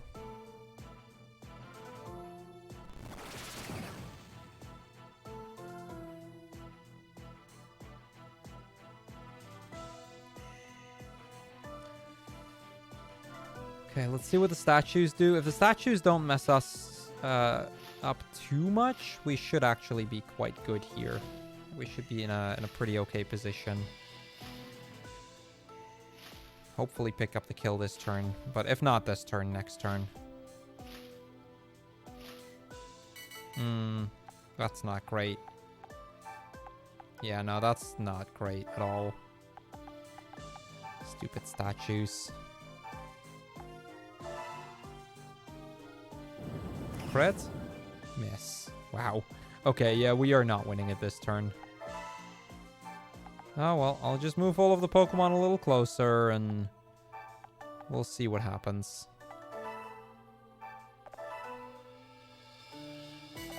Slow ending to Spectra. That's going to lose us some time, but... like, regardless, we should win.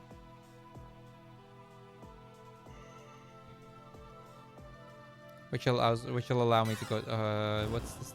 Sleep. Of course we get sleeped. And our path's blocked just even further. Like, those statues are really working against me here. They're just kind of all over the place blocking my path wherever I try to go.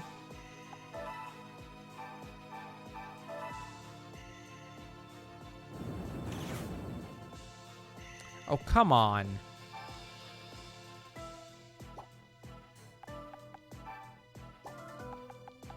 And the double miss. This fight is just started. It started really well, and now this fight's just kind of becoming awful.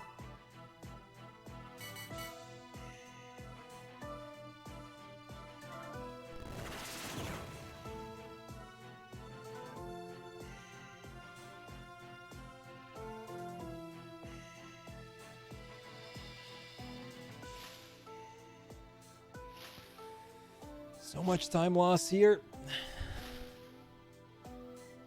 Like, we should have won, like, 2 turns ago. Like, not even kidding. We should have won 2 turns ago.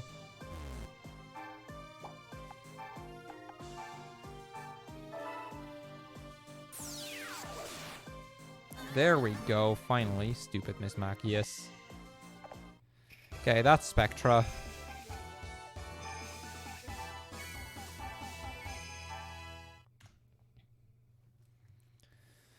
So Nixterm is next, and Nixterm actually has a few different patterns that we need to pay attention to. If we get the correct pattern, or if we play the pattern well, it's not that hard an area. But if I do it wrong, then yeah, that could be a thing. We're leaving Valera for a little later.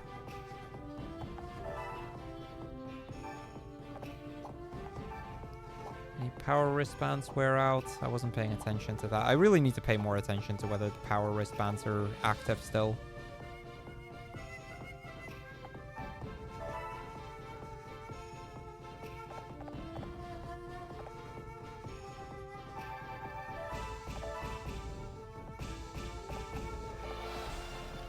All right, next term. Next term is the ice type area.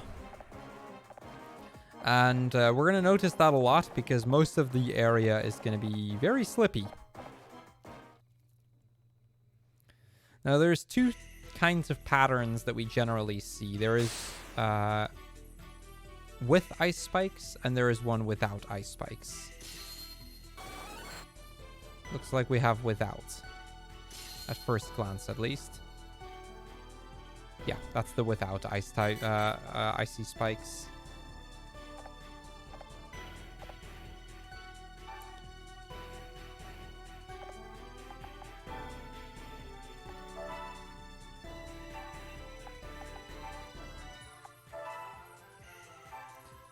Bustle with Gallade.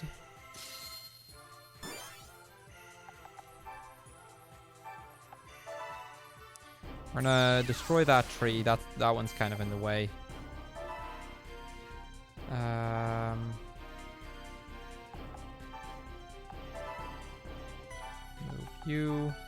Move you, and you get over there. Okay. There we go.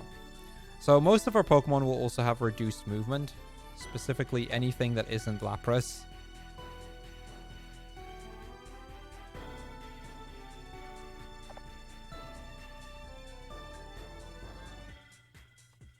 Now the big question is going to be, can we one-shot the Cupchew? So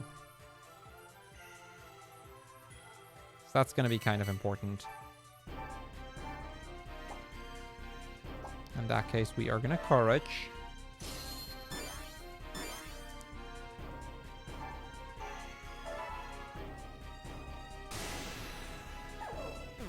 Okay, we kill the Cupchew. Perfect.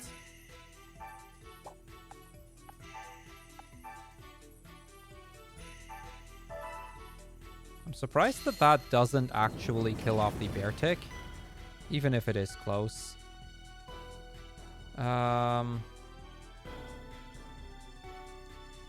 Move Olapras over there. Move Gallade forward and deal some damage there. Just kind of chip damage. It's not really that big, but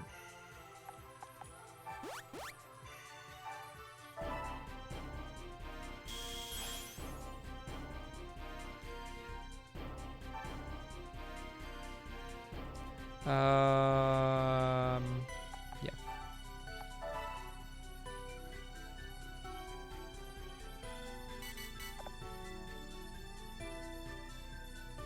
Okay, so on one of the Laprases, the power wristband broke.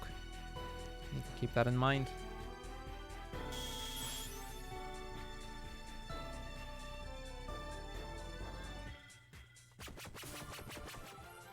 Good miss.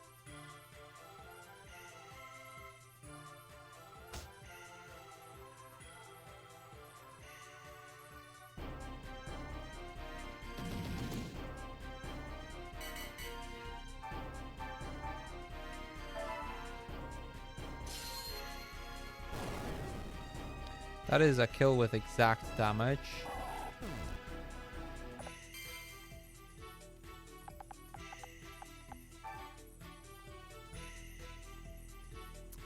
I think that's the most I can hit, but I'm also hitting my Gallade, which I kind of noticed a little too late. I should have noticed that that was going to hit my Gallade as well. Whoopsie.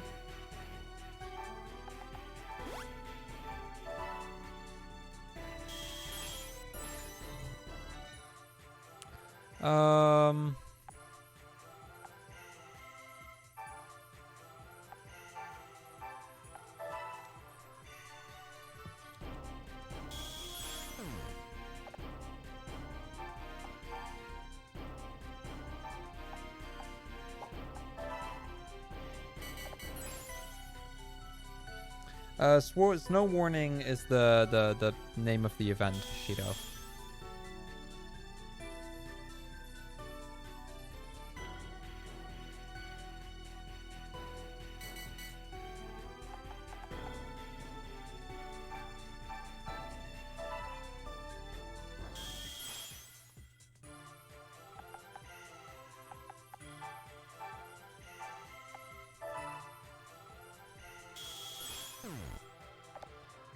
Okay, we are going to move that way, and I can luckily Thunderbolt both of them. Awesome. One down.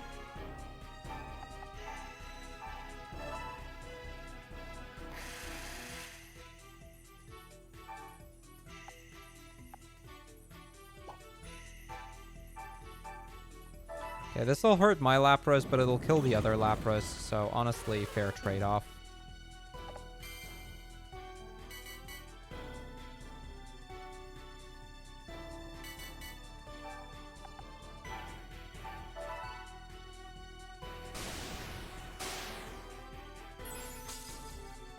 Yes, I think Jolteon's power wristband also broke just now.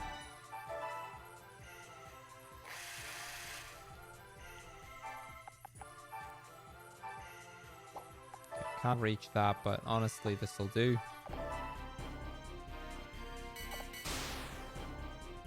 Oh, he's stuck in paralysis.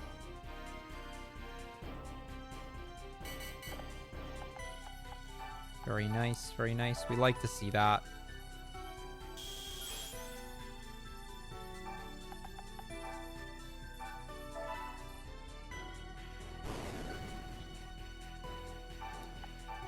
Alright, Crrool, do me the honor. That was a very decent next term. That could have gone a lot worse.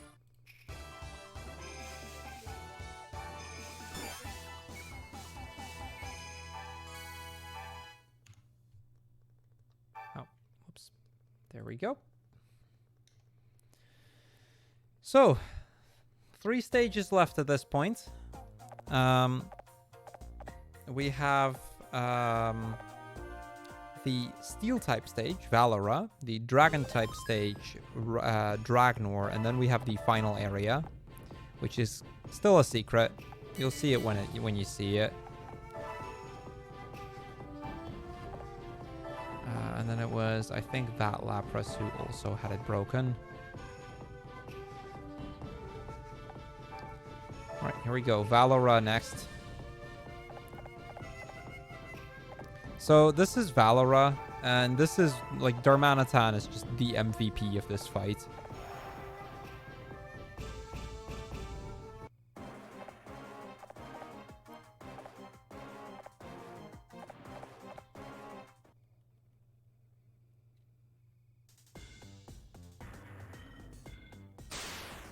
But yeah, this is also not generally that difficult an area. Like, this area can be a little bit troublesome and we can lose some time to bat ranges, but generally speaking, this is certainly not an area that you expect to lose that much time on. Not to say it can't happen, but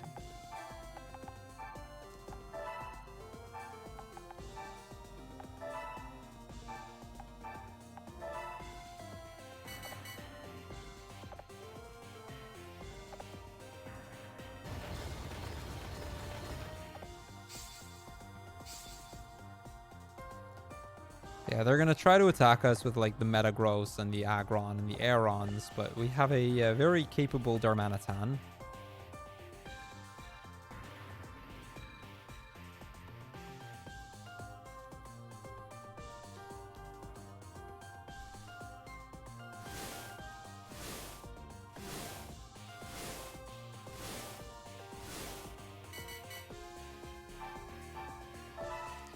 We're encouraged with Jolteon to hit the Chimecho with.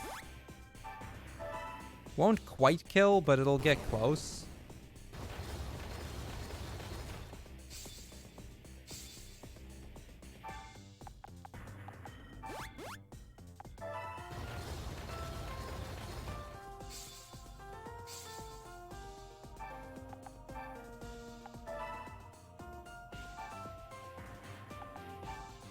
So we're not going to move Darmanitan all the way because we wanted to be able to deal a buttload of damage to this Metagross. That Metagross is actually a damage range. I have seen runs where you just one-shot it with Darmanitan, but it's kind of an unlikely one to hit.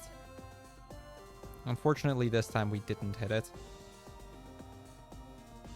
Saves a bit of time if you get it, but not like a huge amount or anything. And I'm not really expecting to hit it either, so it's not a huge deal if we don't.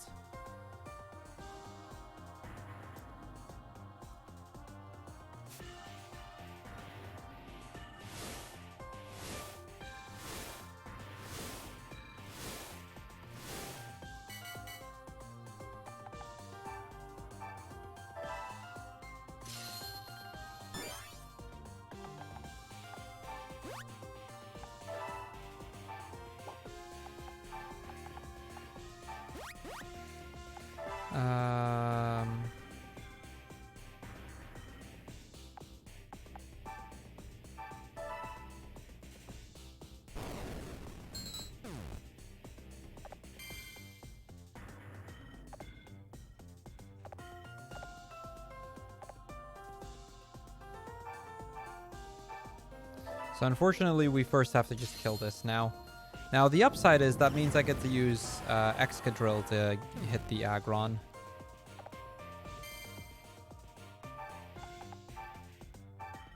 Which also deals a buttload of damage. The Drillbur will, or the Aron will step in because of the ability, and that's completely fine, because that gets us a kill.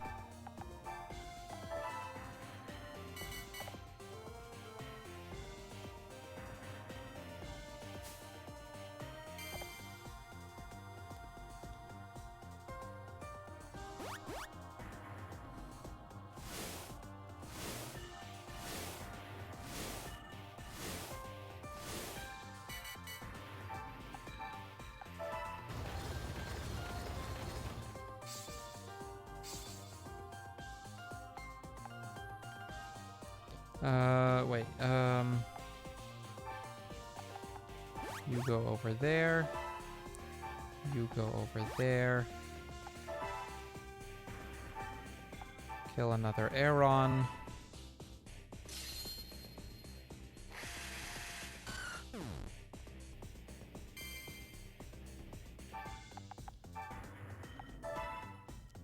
Move that and move that.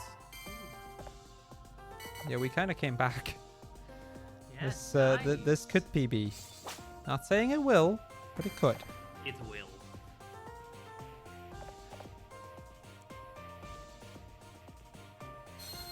I mean, it's still an RNG heavy game, so.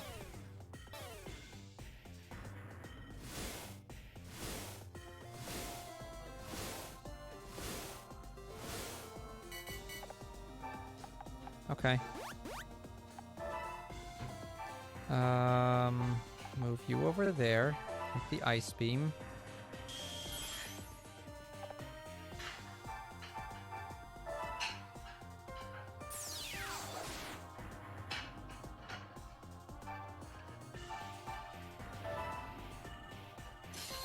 Drill run on the Aggron. So we're gonna move you over there. That way we can pick up the KO there. That's Aggron done. So now we just have to deal with the Quagsire and then we're done.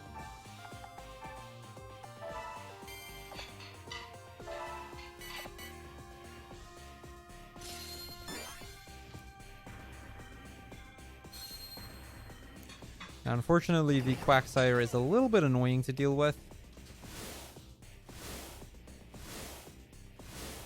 Because, you know, it just doesn't take that. It just takes a lot of hits.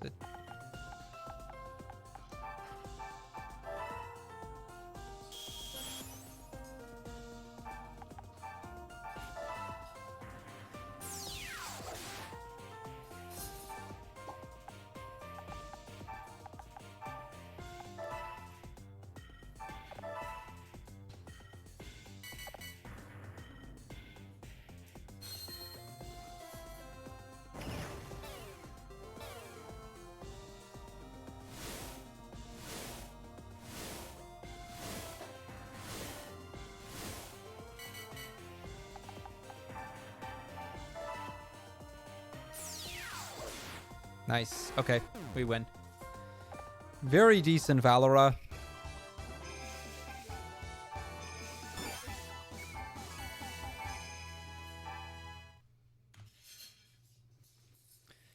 All right, so we have now conquered every single kingdom except for Dragnor. That means that at this point, it is just Nobunaga left. And we are going to open up the final area of the game. This is Dragnor. Now, Dragnor is actually going to be really easy for us because we have 2 Ice-type Pokemon, and they mostly have Dragon-type Pokemon. Like, they have just about everything that's weak to Ice-type moves, and we have our 2 Laprases. So this next area is actually one of the faster ones. Before we go in, though, we are going to double-check on our power wristbands, because we definitely do want those active. Don't know if any of them broke. Yeah, the Excadrill one. Thought I remembered one of them breaking. Okay, here we go. Dragnor. Now, this won't actually be the last fight of the game. We still have one more left after that. Of course. So, the idea with Dragnor is we're going to attempt to finish this fight in just 5 turns. This is also the first time that we get to face a legendary because Nobunaga has a Zekrom.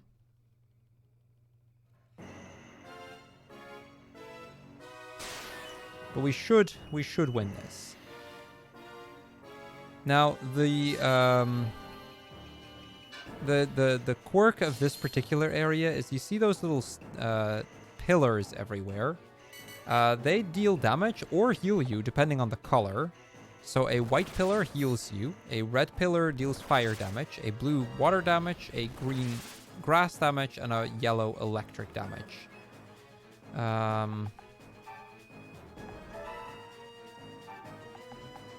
So that's just the general idea here. But that only happens if you are directly next to it, like orthogonally next to it.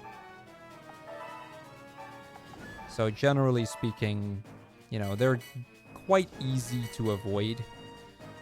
Okay, we're going to move every Pokemon 3 tiles here, and then we're just going to see what he does.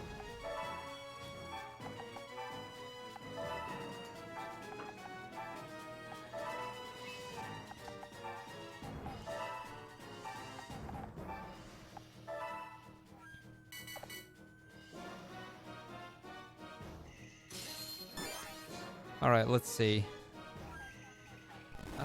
That one goes over there. I think this is set 1. Which means the Dino should go 3 to the right.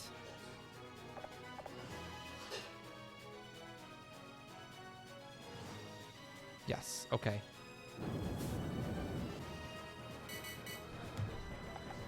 Sure. That one goes over here. That kills the Dino.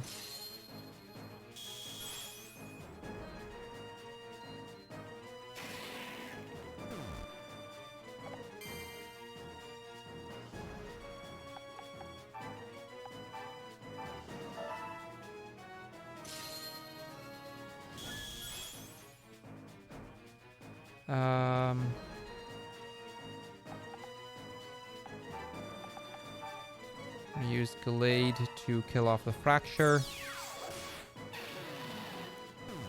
It's unfortunate that we crit our own Pokemon here. That's a lot of damage that I kind of didn't want to take, but...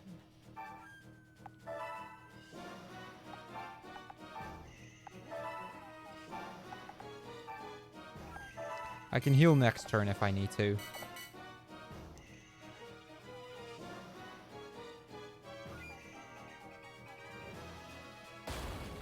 That could be bad because it's gonna take fire damage. Oh, that's really annoying. It's not our most important fight. Bless you. It's not our most important fighter for this fight, but it is certainly annoying to lose it.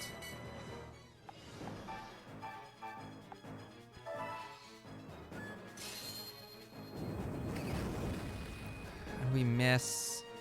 That is a really bad miss. Okay, we're kind of in oh, come on, double miss on the semi-sage.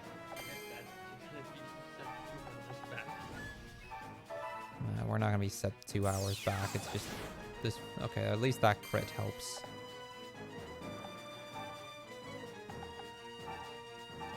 It's just annoying because we're being trolled for no reason. Okay, that crit mattered. That helps. I think we're gonna do this. We will also hurt our own Pokemon, but we kill the semi-sage and it's just Zekrom left. I can try to heal him the next turn if we need to.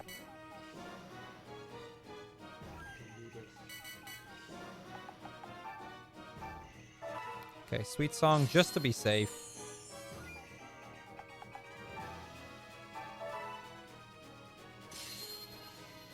That feels like so little damage, but another miss. Sheesh. Come. No. How are we missing this much? Pokemon, are you blind? Like, seriously, are my Pokemon blind or something? Yeah, we get healed because of the white pillar there. So at least there's that, which also means I can move this one in safely and just deal more damage. Oh, come on.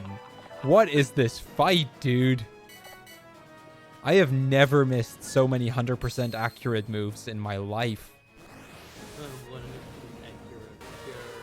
Well, they're not actually 100% accurate in this game, but, you know, you get my point, right?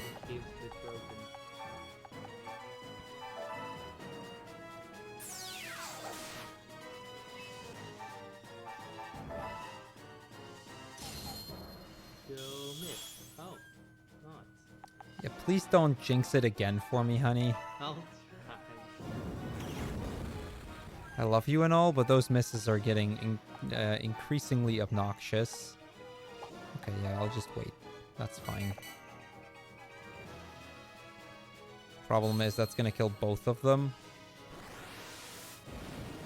Oh, that did not kill it. Awesome. But he healed.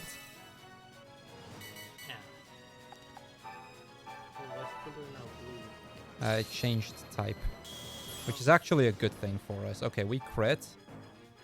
I'm gonna move the Jolteon there. It doesn't do that much damage anyway, because I need to protect that Lapras. That Lapras is my biggest damage dealer. Oh, you might be able to kill him with that. No, Darmanitan doesn't do that much damage here.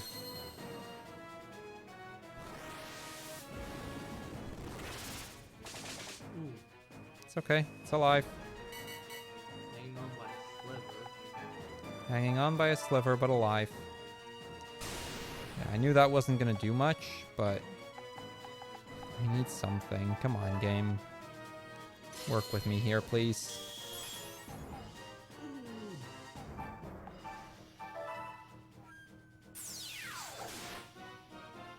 Come on, you got to. How much does it do?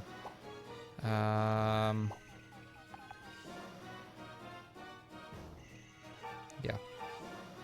I don't like having to do this, but... Okay, that burn is awesome. I know we take a lot of damage here, but this fight's going on way too long. I'm losing over 2 minutes on a fight that's not even difficult. It's going to be really tight if this is still going to PB or not. It could. That's the worst part about it. Oh, at least we won. GG. So that's Dragnor. We've now conquered all 17 kingdoms. Well, 16 plus our own. It's still. Yeah, I'm still actually on PB pace. I'm 17 seconds ahead, despite the many big-time losses that we've had. 2 minutes ahead. Nah, I prefer 17 minutes ahead. Like, this is kind of stupid, but that's okay. Now, I know we lost some power wristbands, but yeah, the game is not actually done. We have one more fight to do. Since we've now conquered all of the kingdoms, that legend actually comes true. And the Infinite Tower appears, and we get a message from Arceus that they want me to fight, or link them. They want to befriend me. Okay, could you please not touch my chair right now? I'm gonna try to see if I can still make this PB. All my power wristbands broke, apparently. Excadrill didn't even fight, I think, so no surprise that he didn't. Didn't help that we lost Excadrill so early, because Excadrill is actually really useful to beat the Zekrom.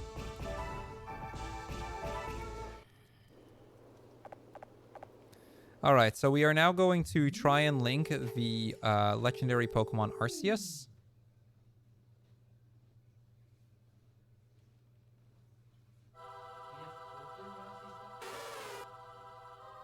Yeah, in the kitchen. It's next to the sink. I am that blind.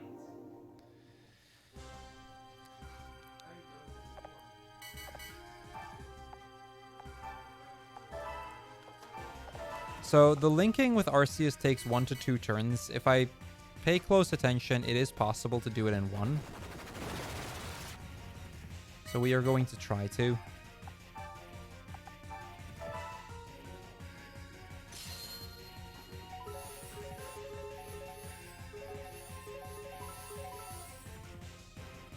No, not... Oh, we did. We got it. We got it. Perfect. Okay, so now comes, technically speaking, the most dangerous fight in the game. See, Nobunaga tells us that it was actually always his plan for us to get the Arceus.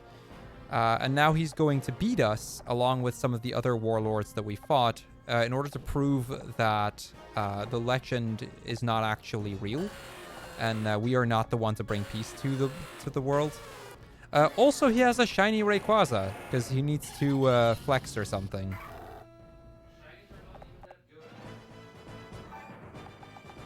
But yeah, now this fight actually is a case of if we lose this fight, it is game over, run dead, nothing you can do about it. We've never saved in the entirety of the run, because if you have a save file present, you can't save. But you also don't get the save prompt, which saves quite a bit of time. Okay, so here we go. I gotta focus on this fight for a little bit. Alright. We are going to try and get rid of the Rayquaza as quick as we can. But, I have actually lost this fight before. It is possible. Because he has some really, really annoying Pokemon. Move. Hold up for 1, 2, 3. So this is actually, this can miss. And that's, if this hits and my next move hit, then we've pretty much already won. So we are going to use Courage here. Going to give us massive range, and we're going to use this move. Deal a buttload of damage to all of them. We hit for sure because of Omnipotent. That is Rayquaza done. Let's see, anything else? We move you... no, that's over here. Move you over there. Move you over there. And you over there. Something like that. Okay, from here on, we're just gonna try to kill as much as we can. For the record, time is after this fight, after the text boxes, once we fade into the credits. But it's gonna come up fairly soon after this fight is over.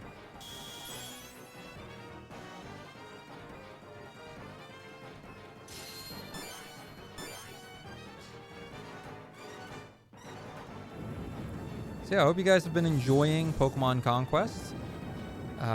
If you have, I would strongly recommend playing this. It is an absolutely phenomenal Pokemon game, and definitely one of the lesser known Pokemon games. So certainly worth picking up if you have never looked into it. Actually, I think we're just going to attack all of these. Also, if you like more Pokemon runs, be sure to follow everybody in the team, because there's some really cool runners in the team. Just out of range to hit that, which is annoying. I'm going to use that mainly to break the Sturdy. And that for some chip damage.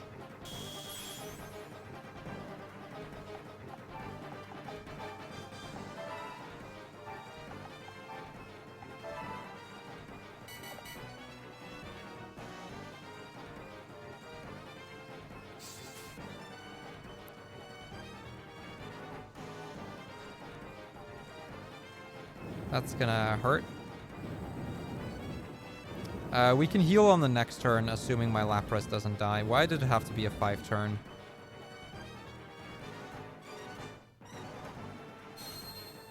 Okay, Omnipotent, so he misses. That's good.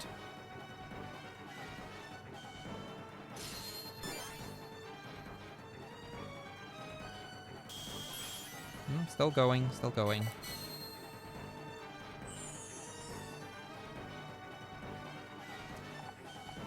Okay, we're gonna use Sweet Song. Gives every one of my Pokemon 50 extra health.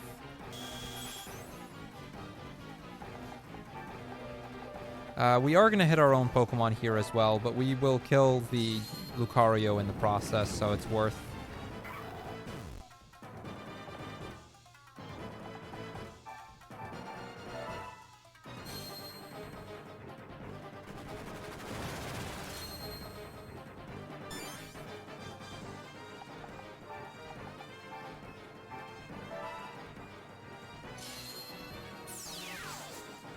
Unfortunate miss. In that case, we will kill with Excadrill. This isn't a great fight, but we will see what it results into. This might be a PB, but this might also very much not be, because this was definitely not a very quick fight. We got some rather unfortunate misses.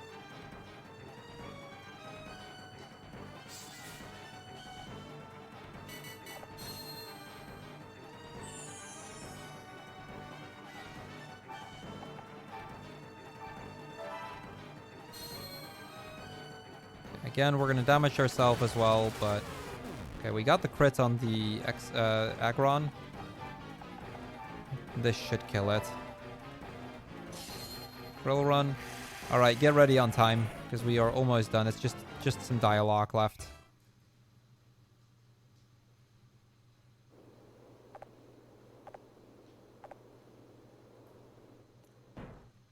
Okay, and a few more.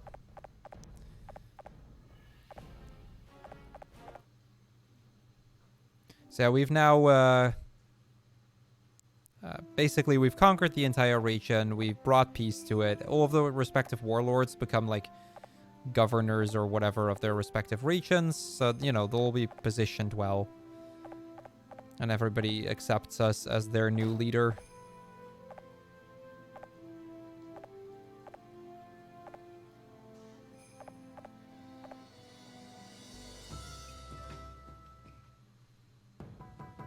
And time. That should be a PB, yeah. I may have to retime it, but because it's gonna be close, but that looks like it's a PB. Yay, Kiki. Alright. That was a run with a lot of ups and downs. We lost like 8 minutes in Terrera. Ended up PBing by like 30 to 40 seconds. But lots of ups and downs. Interesting run. Glad to have been able to showcase this. This was my first time running it in a marathon. Still have a long way to go with this game, but strongly recommend this game. Really fun one. Hope you guys enjoyed. If you did, you know, drop a follow on my channel if you haven't yet. And like I said, drop a follow on everybody from the PSR Diversity team, because there is a lot of cool runners in the team. Definitely worth checking them out. That'll be it for me. I will not be back for the remainder of this event. I told them to only take one run because, you know, I've been super busy this weekend, but I'm glad I got to showcase at least something in the process. Yes, thank you. Yeah. Really quick, I don't want to miss these. We have $10 from Eggsy and $31 from Gavin. There's no comments, but thank you both so much. So yeah, is Corvi next still? Or did something we change? have a change of plans. We're gonna have Joker doing Let's Go Any %. So that'll be fun. Nice, nice. Let's see if he can get Crrool skip. I don't know if he's gonna try for it, but... He might. I'll try to convince him for you. We gotta... Chat, convince him to do Crrool skip. I don't know if he knows what that means, but hey, I discovered the skip, yeah, so... he's gotta know. Anyway, that'll be Yeah. it. Thank you all for joining me, and have fun with the rest of the event. Thank you so much.